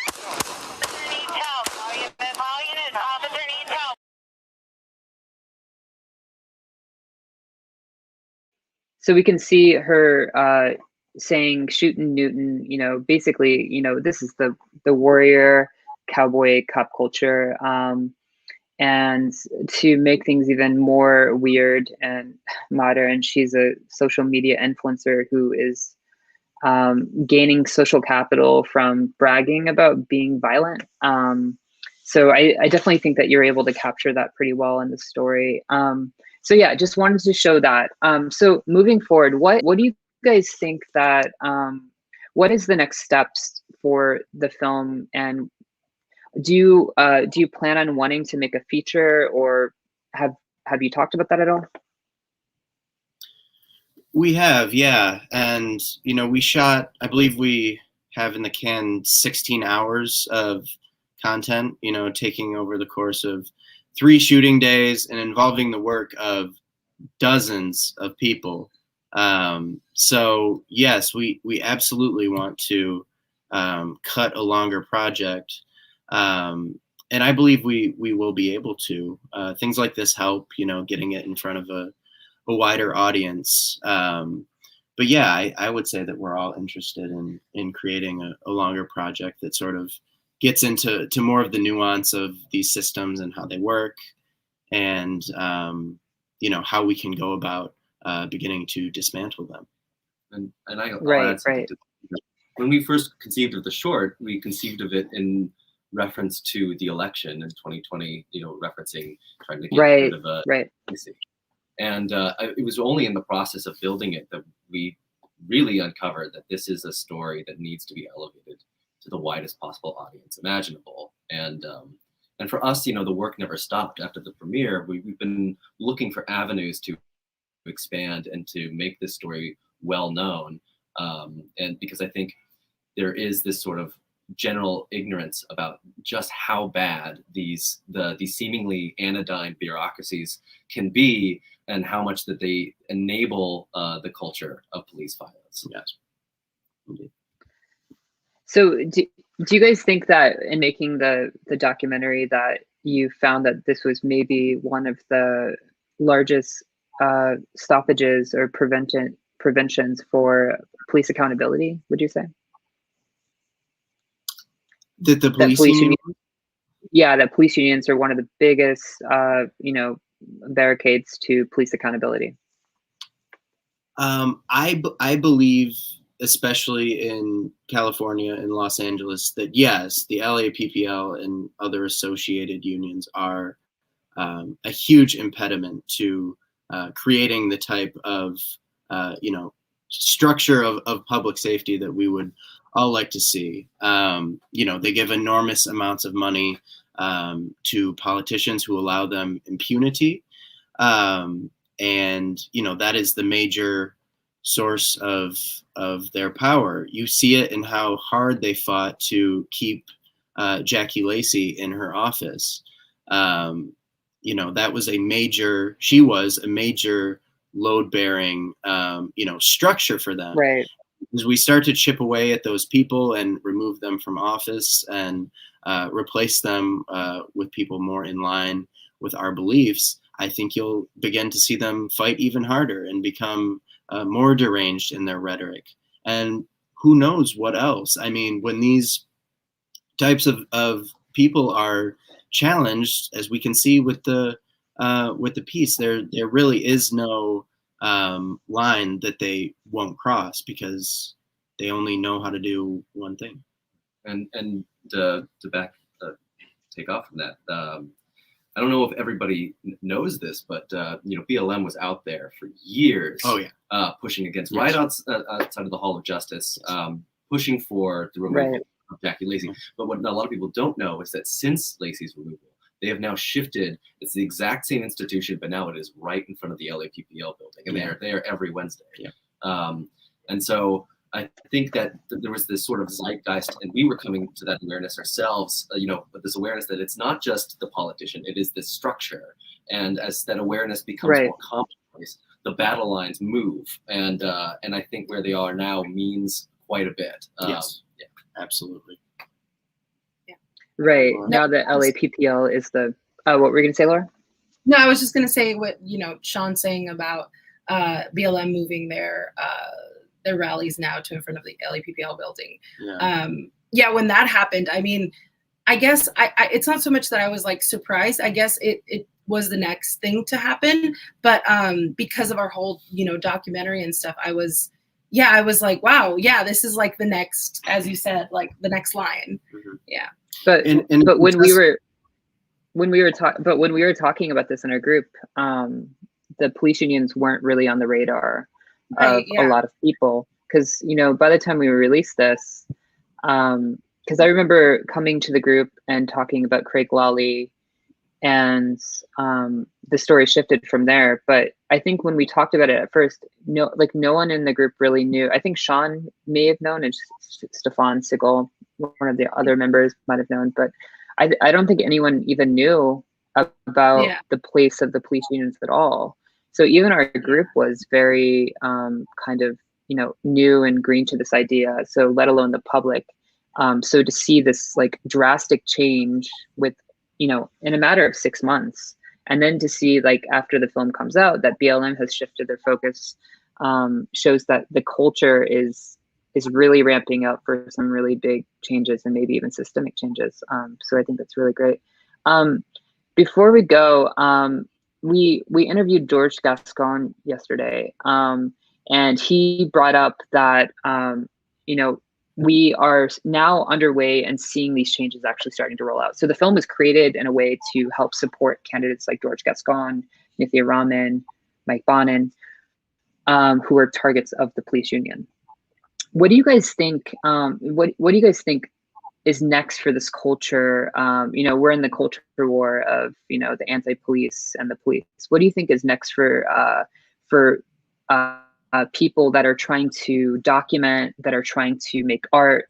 What do you think what do you think is necessary for people part of the the artistic and cultural aspect of this? What is next for them? How do you talk to other documentary makers or artists? How do you keep them on the front lines like you were, in creating work that is going to continue to change the world? Or how do you keep that practice alive? Sean, do you want to answer that first?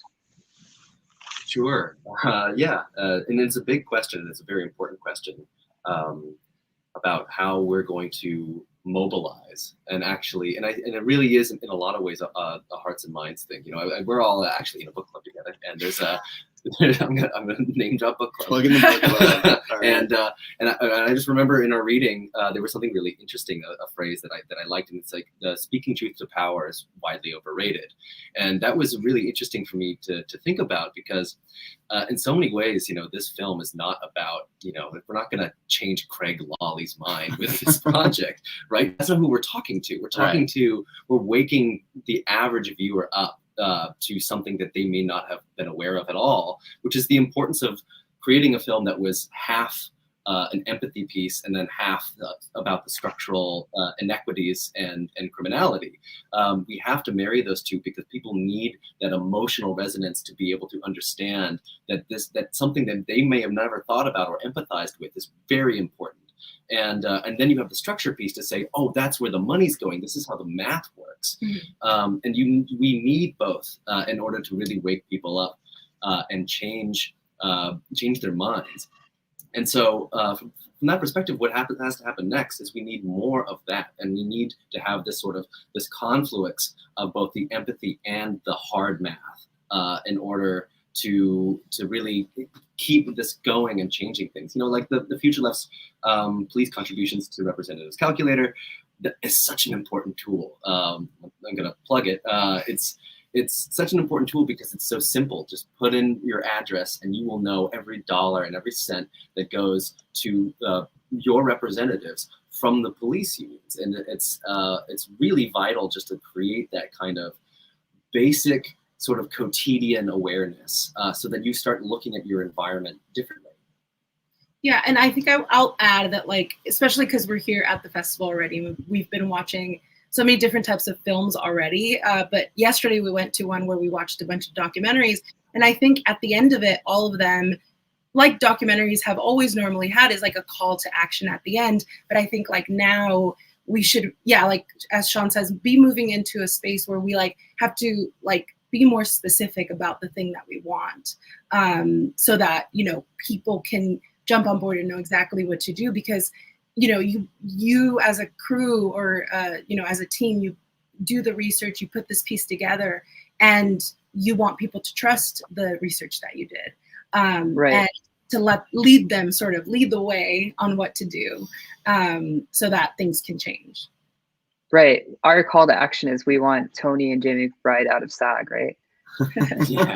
Right. Yes.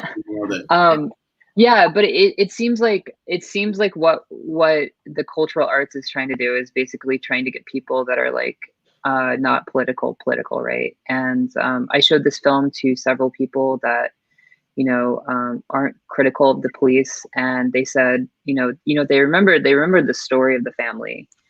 And it just showed how, you know, art and documentary making and these things, you know, being at the forefront of these, you know, these new movements and these new messages about the police union, for instance, you know, it really opens up a space that you really can't do in political dialogue. Like there's research that shows that when you argue with somebody on Facebook, you actually just affirm their position. So it seems like that the documentary is able to shift a lot of people from their, you know, to at least question, you know, the role of the police. And I think you guys did a good job about that. Before we go, did you guys want to say anything else about the film? Next, we have George Gascon's interview. Oh, excellent. Yeah, I would just add, finishing up on what Sean and Laura just said about creating this piece and what we hope it does moving forward.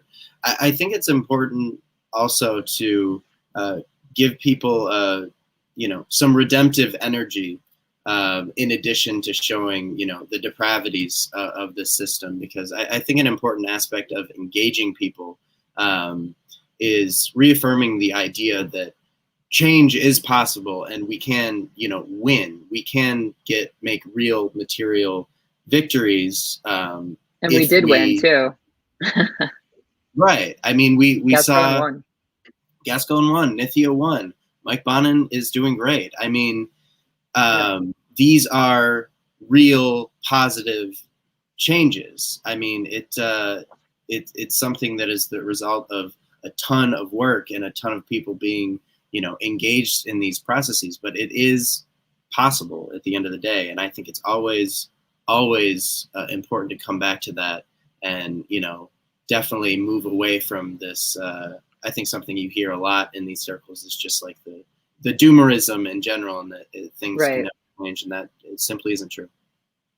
Yeah, that's a good message. Laura, Sean, did you want to add anything before we go? Yeah, I think I just want to say like general thank yous to like obviously the family who, you know, let us in, and still to this day, you know, we're in communication and we're so excited to see them today, but very grateful to them, of course, and everybody who was who gave us their time and let us interview them, and of course the crew, everybody on the crew. I know it's a heavy subject, and it was tedious. Well, it was during the pandemic, so things, you know, a lot of anxiety, a lot of things were happening in the world, and then things inside the documentary filmmaking is not easy, especially when you're making it about a very tough subject. So I just always want to say how grateful I am to everybody on the crew who worked on this. And I hope that when we make a feature, you know, I can pay you because I am very grateful. Yeah, and to PCC, of course, who was a wonderful partner, and we absolutely are super grateful to them. And I know there's so many other people that I'm forgetting. Maybe Sean will Everyone in BLM who Yes. donated their time and allowed us into their space to, you know, learn more about what they're doing. Everyone on the crew, God, literally dozens of people who donated time, money, effort to make this happen. Yeah, I think there's around 50 people involved throughout the duration of the documentary. To Zebulon, big thanks Yeah. to Zebulon, Cafe Zebulon, for allowing us to shoot in there. Yeah, I mean, just thank you so much to everyone who helped bring this along, and we hope you love it. Yeah, definitely. Okay, great. And then Sean, did you want to add anything to that? Just one last thank you to the people that we featured, the politicians. Thank you to George Gascon and Nithya Raman and Mike Bonin, and to all the interviewees who you've been able to showcase here that were not able to fit into our 20-minute piece, but whose time is just as valuable and was just as important to our storytelling. Yeah. Definitely. Well, thank you all for showing up, and I'm really excited to see the film in a big theater with a big audience. It's going to be very exciting, and I'm very hopeful that this will become a feature. I'll talk to you all soon, and have a great day. Thanks, Matthew. Thank you. The fortunes of many city officials really hinges on crime rates and on the public's concern with and fear of crime. I mean, we are democratic to the extent that votes are often swung at the municipal level regarding things like schooling and crime.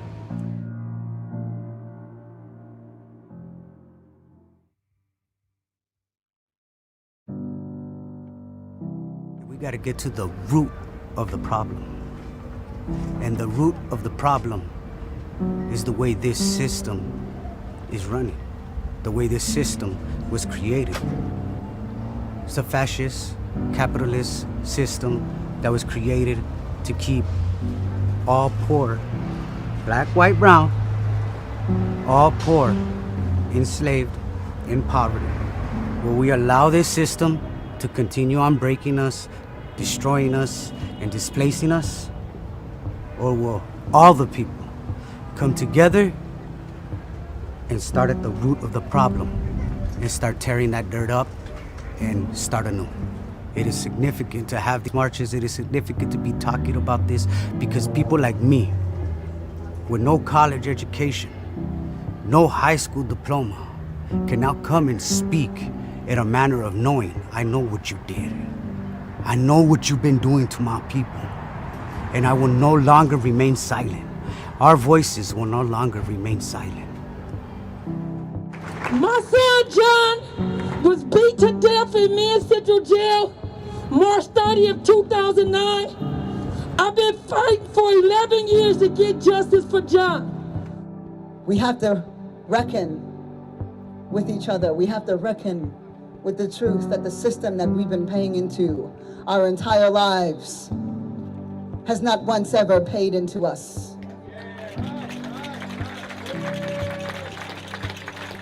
Every time I see a tear gas canister thrown at people, every time I see federal agents and police and riot gear and helicopters like I saw swirling Melina's house this morning, that is food out of people's bellies. That's red money.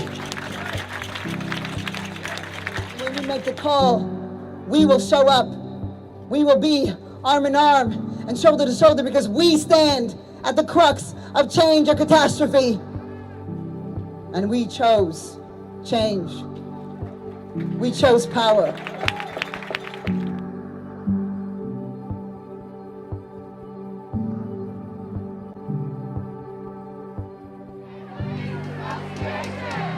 So we are here to end police associations. We gotta get police kicked out of the House of Labor. How many union members we got standing out here? If you in a labor union, lift your hand high. You should be proud to be in a labor union. I'm in a labor union. I'm a member of the California Faculty Association. You know what makes a labor union a union? It's solidarity with working class people. They have shit like qualified immunity. They have shit like police officers' Bill of Rights. They should have what Baba Keeley reminds us of, extra accountability, not extra rights. We are going to completely transform this system. So when we say end police associations, we're not saying chip away at their power. We're not saying diminish their power. We're saying abolish them completely. We're invoking names like Daniel Hernandez. Daniel Hernandez, who is the person who was murdered by one of the heads of the police association. Jamie McBride's daughter, Tony McBride, stole the life of Daniel Hernandez, and his family is here with us. We're in limbo. The Attorney General hasn't done anything. Gascon hasn't done anything either. It's hard to deal with grief. You take a step forward, you take two back. Every day is different. Y'all know that ain't no motherfucking union. It's not no union. There ain't a such thing as a union when you got police killing and bagging each other. All it is just another place where they got their gangs hiding at. That's it.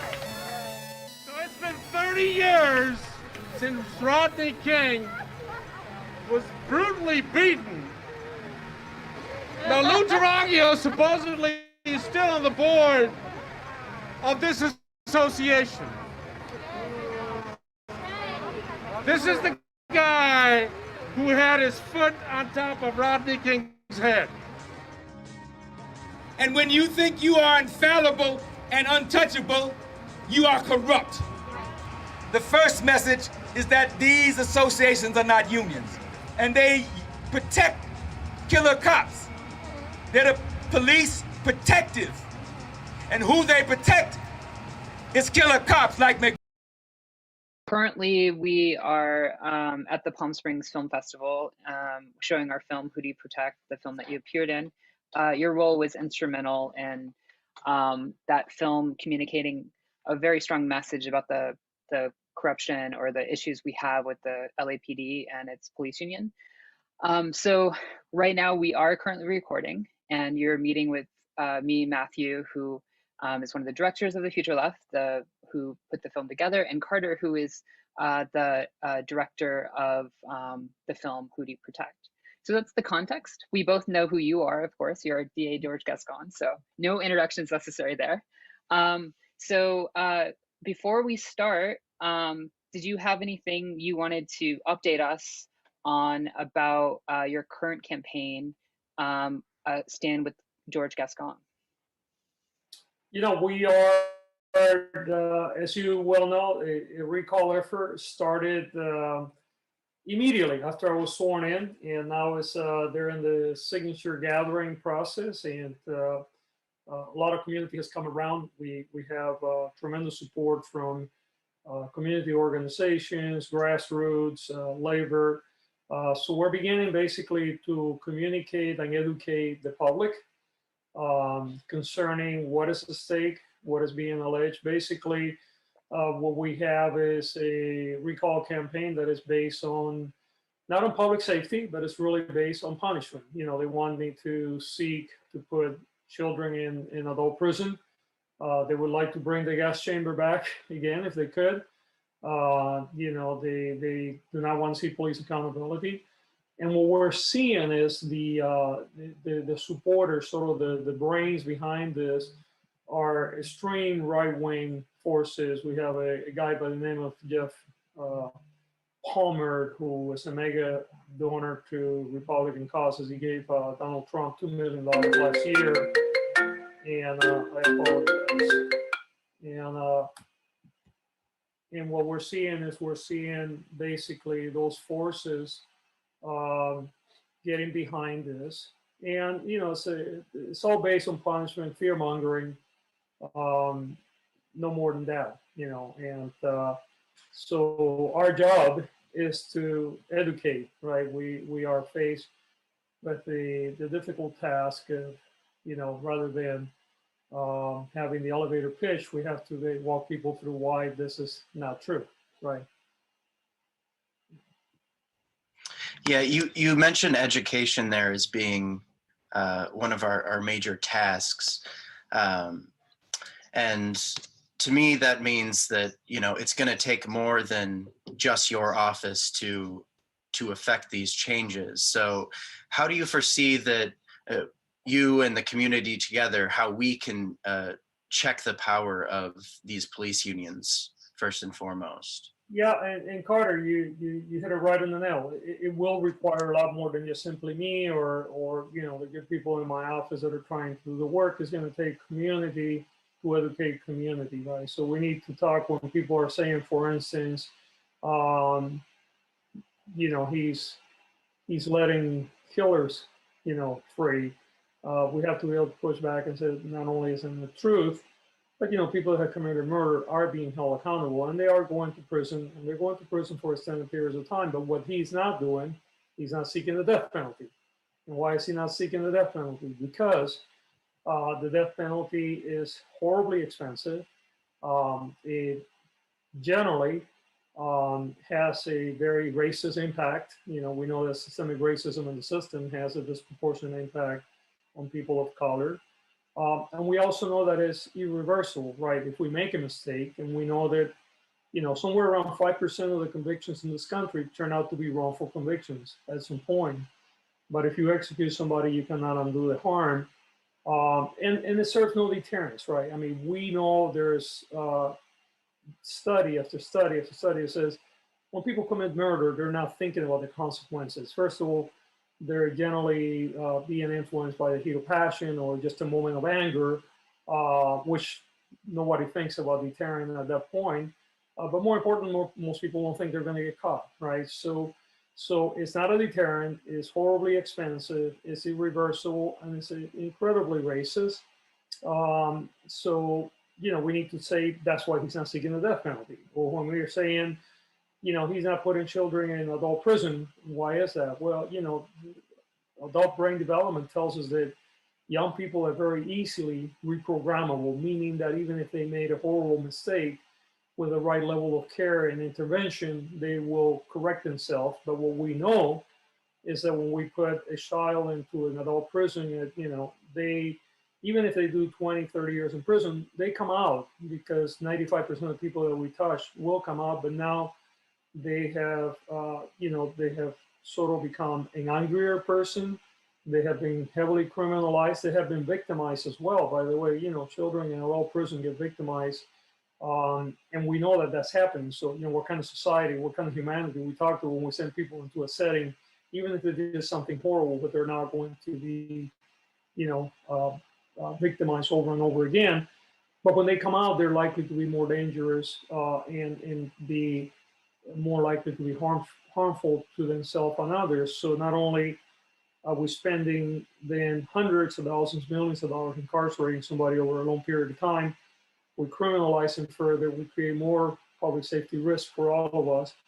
And all of that, as opposed to just simply providing the right level of accountability and intervention early on and turning that life around so they can become a productive member of our society. And yes, you know, absolutely be held accountable for the harm that they cause, but, you know, for us to create more harm. So those are the kind of explanations that we need to have, right?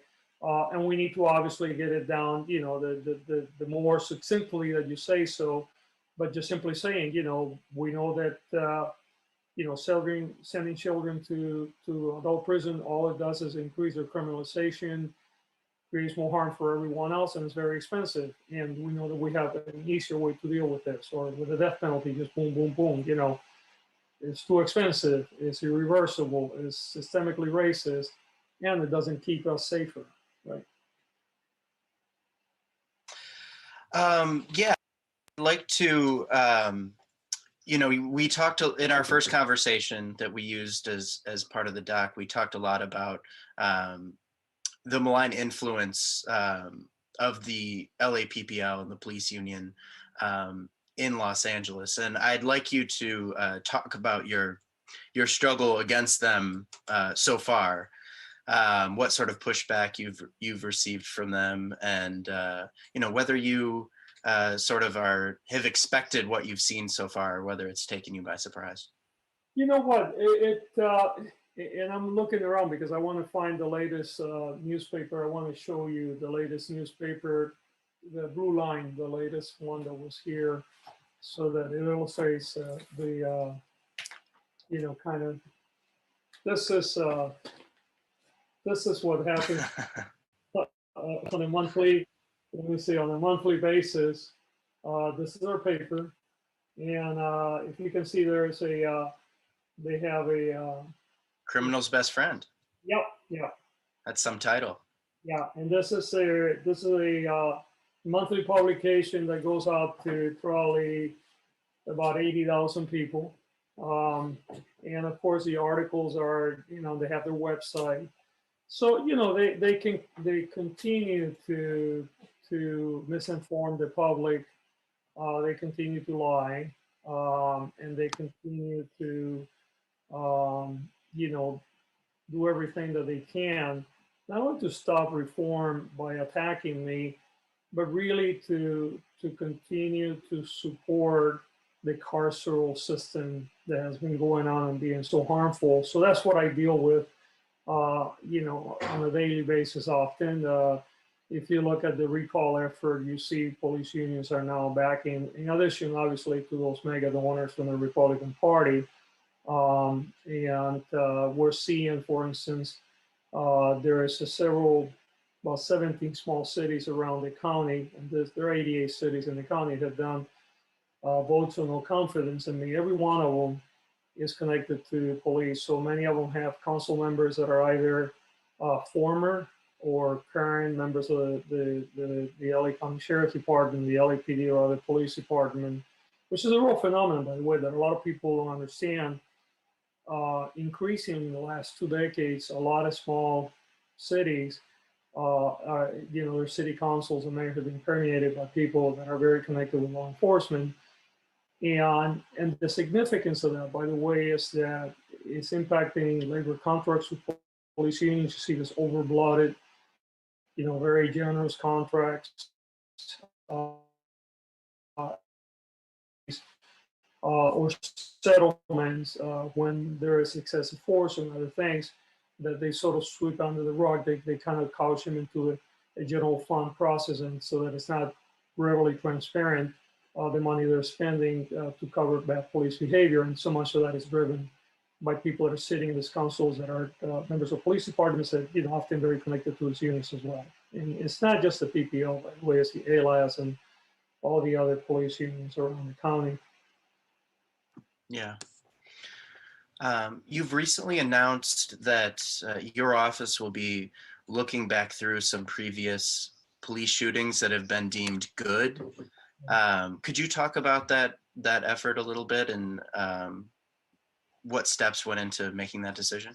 Yeah, so we have, basically we have, we're doing, they're kind of, if you will, 3 pillars, if you will. So in the look back, I committed to looking at every shooting going back to 2012 up to 2020. And for that, we have put together a group of a community advisory group, and it's composed of civil rights lawyers. There are members of the community, including members of communities that have been impacted by police violence. And then we have the clinic from the University of California, Irvine, the legal clinic, helping to go through all the shootings. It's about 600 shootings that they're looking at. Then there were 4 individual shootings that during the campaign, I reviewed over 50 shootings, and there were 4 that really stood out to me that the prior administration had deemed to be lawful and that I had issues with. And I said that I was going to create a special prosecutor, and I was going to bring an experienced litigator that had dealt with police violence before to lead that charge. And we contracted with a gentleman by the name of Lawrence Middleton, who was a former U.S. attorney, assistant U.S. attorney in the civil rights area. In fact, he was the lead attorney on the prosecution of the Rodney King officers from the federal trial. And he has now been, in fact, his contract was completed, signed about 10, 15 days ago. And he's looking at some of the shootings and determining whether any of those shootings should be prosecuted. And then internally, we're adding more people to our unit, and we put new management in the unit that does police shooting investigations. So it's basically, there's a retroactive look by this advisory group going back to 2012, which will, if they identify cases that they believe are questionable, they will bring it to my attention for further review. There are 4 specific cases that I had flagged as potentially problem cases special prosecutor is looking at. And then we have the prospective look, which is moving forward, having a more robust capacity to review police use of force. Excellent, thank you.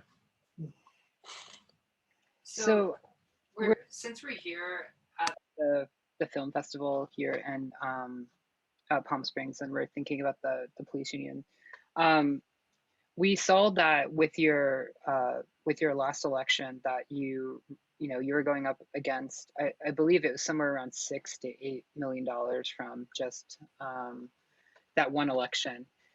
And now with the current election, we have, not the current election, but the current campaign against you. You have the sheriff's union now basically coming up against you. Thinking about the context of your campaign and in terms of just like history, we felt that your campaign, and many agreed that it was one of the most exciting of the last campaign cycle, maybe the second, to defeating Donald Trump. What do you think that means moving forward? Because in a way, we're in unprecedented times, and what do you think that means as a candidate? Do you think that we're going to see changes that open up new potentialities that we haven't thought about? To decarcerize LA? Do you have anything to say about that? Yeah, so I mean, so let me I'm going to break down my response in 2 areas. I'm going to tell you what we've done and the impact that it has on incarceration. Then I'm going to talk about the impact of what's happening with the attempt recall and what that translates into, because there are sequential things that are occurring there. But, just in the first 100 days, we were able to take 17 people away from death row. We were able to remove 77 kids from going into adult court and adult prison. And on a very conservative fashion, by reducing the length of sentencing to more reasonable sentencing schemes when we get convictions, we probably have somewhere around 8,000 years of prison that were not given. And that's not to say that people didn't go to prison. People went to prison, but they just, instead of going to prison 40, 50 years, maybe they went to prison for 10, 15, 20 years, depending on the offense, right? 8,000 years of prison, you're talking about billions of dollars over the period of time that incarceration, which will have a tremendous impact not only on the state budget, but, quite frankly, in our ability to reduce the number of prisons. I mean, we believe that actually the governor is going to be able to shut down 1 prison and possibly 2 more in the next 4 years, just by the way we're doing our work. And that would be tremendous. So those things are already happening, as we're speaking.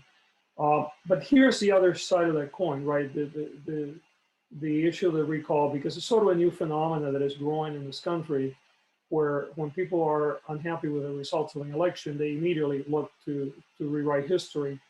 And on the federal level, you don't have a recall process, so you just deny that the election, the outcome was legitimate. In our case, what they're doing is immediately they're trying to, we don't like the results, so we're gonna bring it up again. Instead of saying, the democratic process worked, the next time is 4 years from now, and then we'll try to unseat him 4 years from now. No, we don't like it, and they want after the person is sworn in, then we're going to try to unseat him, and frankly continue to do that multiple times. Have multiple recalls, and we're seeing that in my race. Obviously, we're seeing it in other races, but here's the impact of my race. As you well know, this race had tremendous impact nationally in messaging about criminal justice reform, just because of the sheer size. It's the largest office in the country, and that's why just a shifting in sentencing policy, boom, 100 days over 8,000 years, right? I mean, the numbers are just astronomical. But conversely, if this recall were to succeed, the impact will have a tremendous reversal impact on this, right? Because then it will send a message to other potential elected officials or people that are thinking of running on a progressive platform. If you stick your neck out there to try to bring this level of reform, you're going to be attacked, you're going to be attacked, you're going to be attacked, and potentially be thrown out of office even without completing your term. So it will have a tremendous chilling effect on the politics of reform if this recall were to be successful. I mean, it already does, just and simply people see the brutal attacks, like you saw that, this thing here, right? They just, I mean, a lot of political officials a lot of elected officials couldn't take this, right? They would just be afraid of this kind of attack, and now you see this over and over and over again. And then if you got the potential of actually getting unseated, it is very unsettling for a lot of people. Can you talk about some of the institutional difficulties with changing the ethics of your office from Lacey's vision to yours? Because they're extremely contrasting positions, and you have an entirely what we would all argue is a superior outlook on how this office should be handled. So how can you talk about changing that broad institution just being one person? Yeah, I mean, I have a lot of support inside the office. Not only people that I brought in, but there were men and women in the office that were not necessarily happy with the old way. But there is still a large segment of the people in the office that they're very embedded in the old system, and they want to continue to be there, and they're fighting back. And it does makes it difficult. I mean, I have to tell you, for instance, that just the New York Times, it was actually a front page article in the New York Times last Sunday, and it was about me in the office. And in it, they have a deputy district attorney who actually identified himself. He was not shy about his name. And he told the reporter that, he and others are blatantly disregarding my orders by getting around. He says, we know we're lawyers, and I'm almost quoting him, says, we're lawyers and we know how to find loopholes. So we may file our papers according to the directives, but then we'll tell the judge on the record how horrible this person is. Kind of a wink and a nod. Okay, this is what the DA wants to do, but by the way, Your Honor, this is a horrible person that did X, Y, and Z, and here's a family of this person, and this person is dangerous, and so there's all this code talking, right? So that even a judge that may be inclined firsthand to just go along with what I'm asking, they may be a little intimidated, and because they're sort of put on the spot. This is a policy that is going to put people in danger, which is really not the case. But again, it's how the level of subversion that is very hard to control, right? Because the filing papers may be according to the policy, which are completely lawful within the law, but then it's a spoken word, the way that it's the way that the tonality of your, the implications of what you're saying. And this guy is bold enough to actually tell that to a New York Times reporter, who I'm actually very pleased that the reporter quoted him as he said it. So that it really encapsulates the response to your question is what is it like to deal with the cultural issues in the office? They're very difficult because we have, I won't say it's a majority, but we have a substantial segment of the office that are fighting this. And they tend to be, by the way, the more senior, more established members of the office that have been, they sort of grew up in this carceral system, and that's what they believe is the right thing to do. So just a quick follow-up to that. Is there a way you just have to work with these people who are against your mission? Is there a way to marginalize them? Or are you not interested in that sort of response? No, first of all, the majority of the women and men in the office are following the directives and many. Sure. So it's two things. It's number one, you highlight and you profile those that are doing the right things. And then with those that are not, you try to bring them on board, but if you can, you continue to find ways to limit their impact on the work. Because, by the way, one of the biggest problems that I face, unlike many other offices that do not have civil service protection, where they can just simply terminate somebody, right? Like, if you take somebody like, Larry Krasner in Philadelphia, right? The first week, he fired a bunch of people. Right, that's not an option in LA, and that's often not understood by a lot of people. They say, well, why don't you just fire them? Which would be what would happen in many other places, but you can't here because they have very, very strong civil service protections. So the only way you can terminate someone is for, for continuation, really bad behavior, right? Not even one-off. I mean, it has to be a lot of things that occur, right, in order to create the scenario for a termination. Right. Thank you for making that distinction, because I agree most people don't understand that. But I believe Matthew is going to wrap us up here.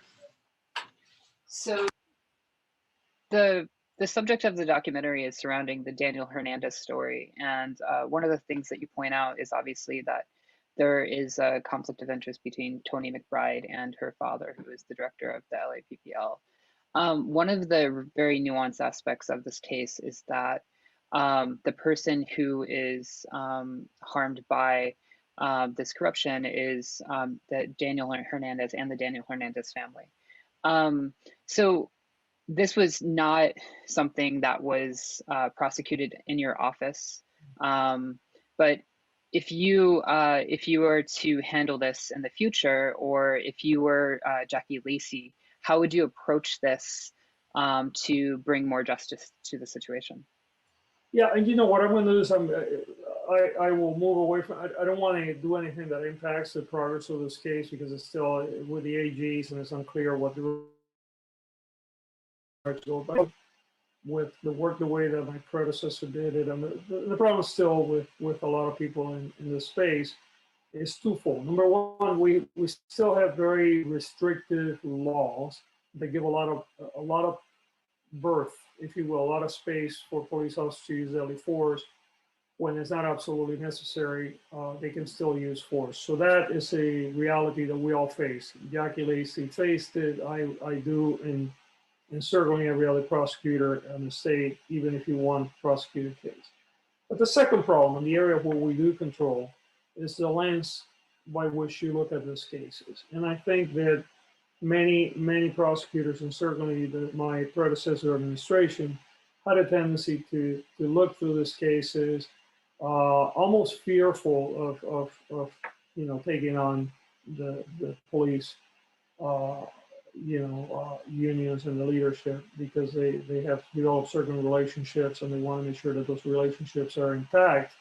But in addition to that, just pure fear. And I'll explain to you what I mean by that. And the office is not important because there's a real case ongoing right now. But very recently, I was talking to a very progressive VA in the state who had one of her prosecutors came out to her and said, I'm not going to handle a prosecution of a police case. Take me out. I don't want my family to go through this and the harassment and the implications of that. And this was a lawyer that was not proceeding with, at the risk of, quite frankly, being terminated from his office, that he was unwilling to put his family at risk. And you think about it for a moment. So what do you mean?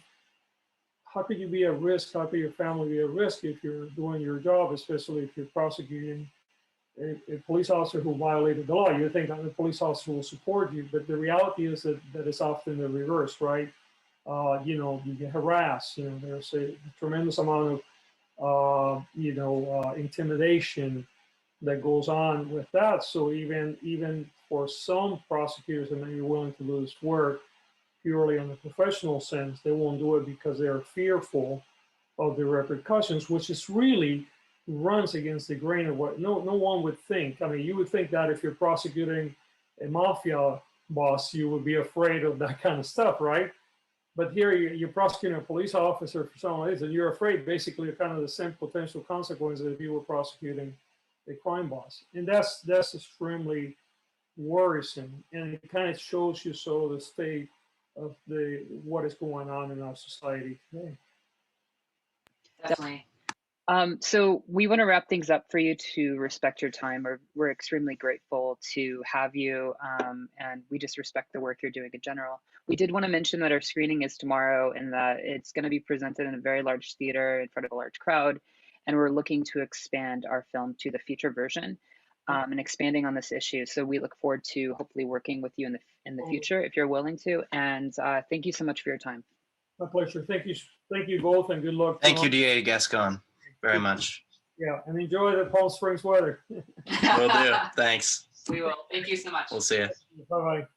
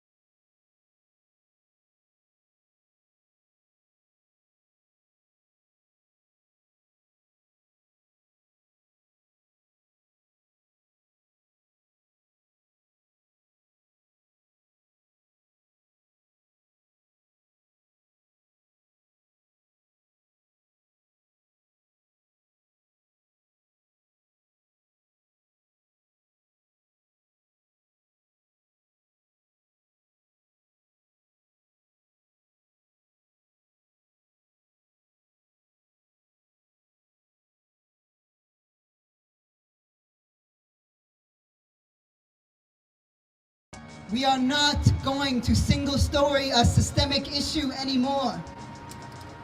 We are not going to accept half solutions, half measures. They said, we'll give you body cameras. I heard my comrade mention Rodney King. And some of us, if we had accepted the script that we were born into, it would have been to accept our own destruction. So we stepped off of it, we decided to write our own story, and now we are rewriting the story of our people. We have to rewrite the story of this nation, of this country, and of the people in it. Are we individuals or are we the fist? We will change what it means to be black in this country. We will change what it means to be Muslim and trans and Asian and indigenous. We will change the fate of this country together. The fist, Black Lives Matter. Come on.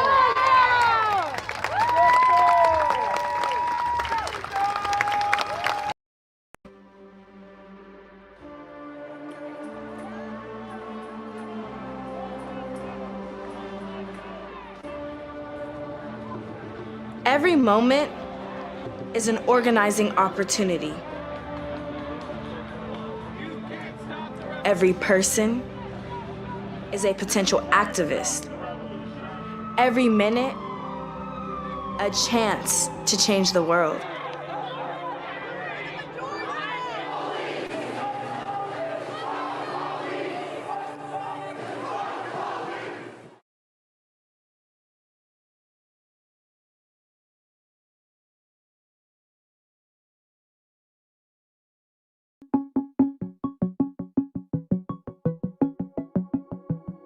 Police unions are not about public safety. They use the badge and they use the uniform for power as opposed to what is good for the community. The LAPPL is really focused on two things. One is increasing salaries for its existing staff and in protecting individuals who are part of their union from accountability. That's not an agreement. That is a threat-based relationship. The only way to show that they can't push everybody around, the only way to show that there is an ability to speak up to them is to speak up to them.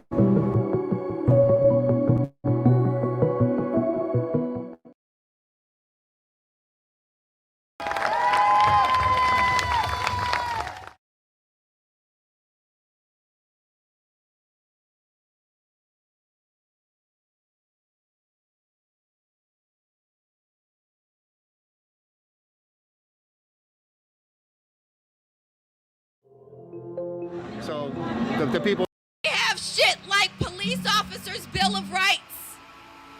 They should have what Baba Akili reminds us of, extra accountability, not extra rights. We are going to completely transform this system. So when we say end police associations, we're not saying chip away at their power. We're not saying diminish their power. We're saying abolish them completely. We're invoking names like Daniel Hernandez. Daniel Hernandez, who is the person who was murdered by one of the heads of the police association. Jamie McBride's daughter, Tony McBride, stole the life of Daniel Hernandez, and his family is here with us. We're in limbo.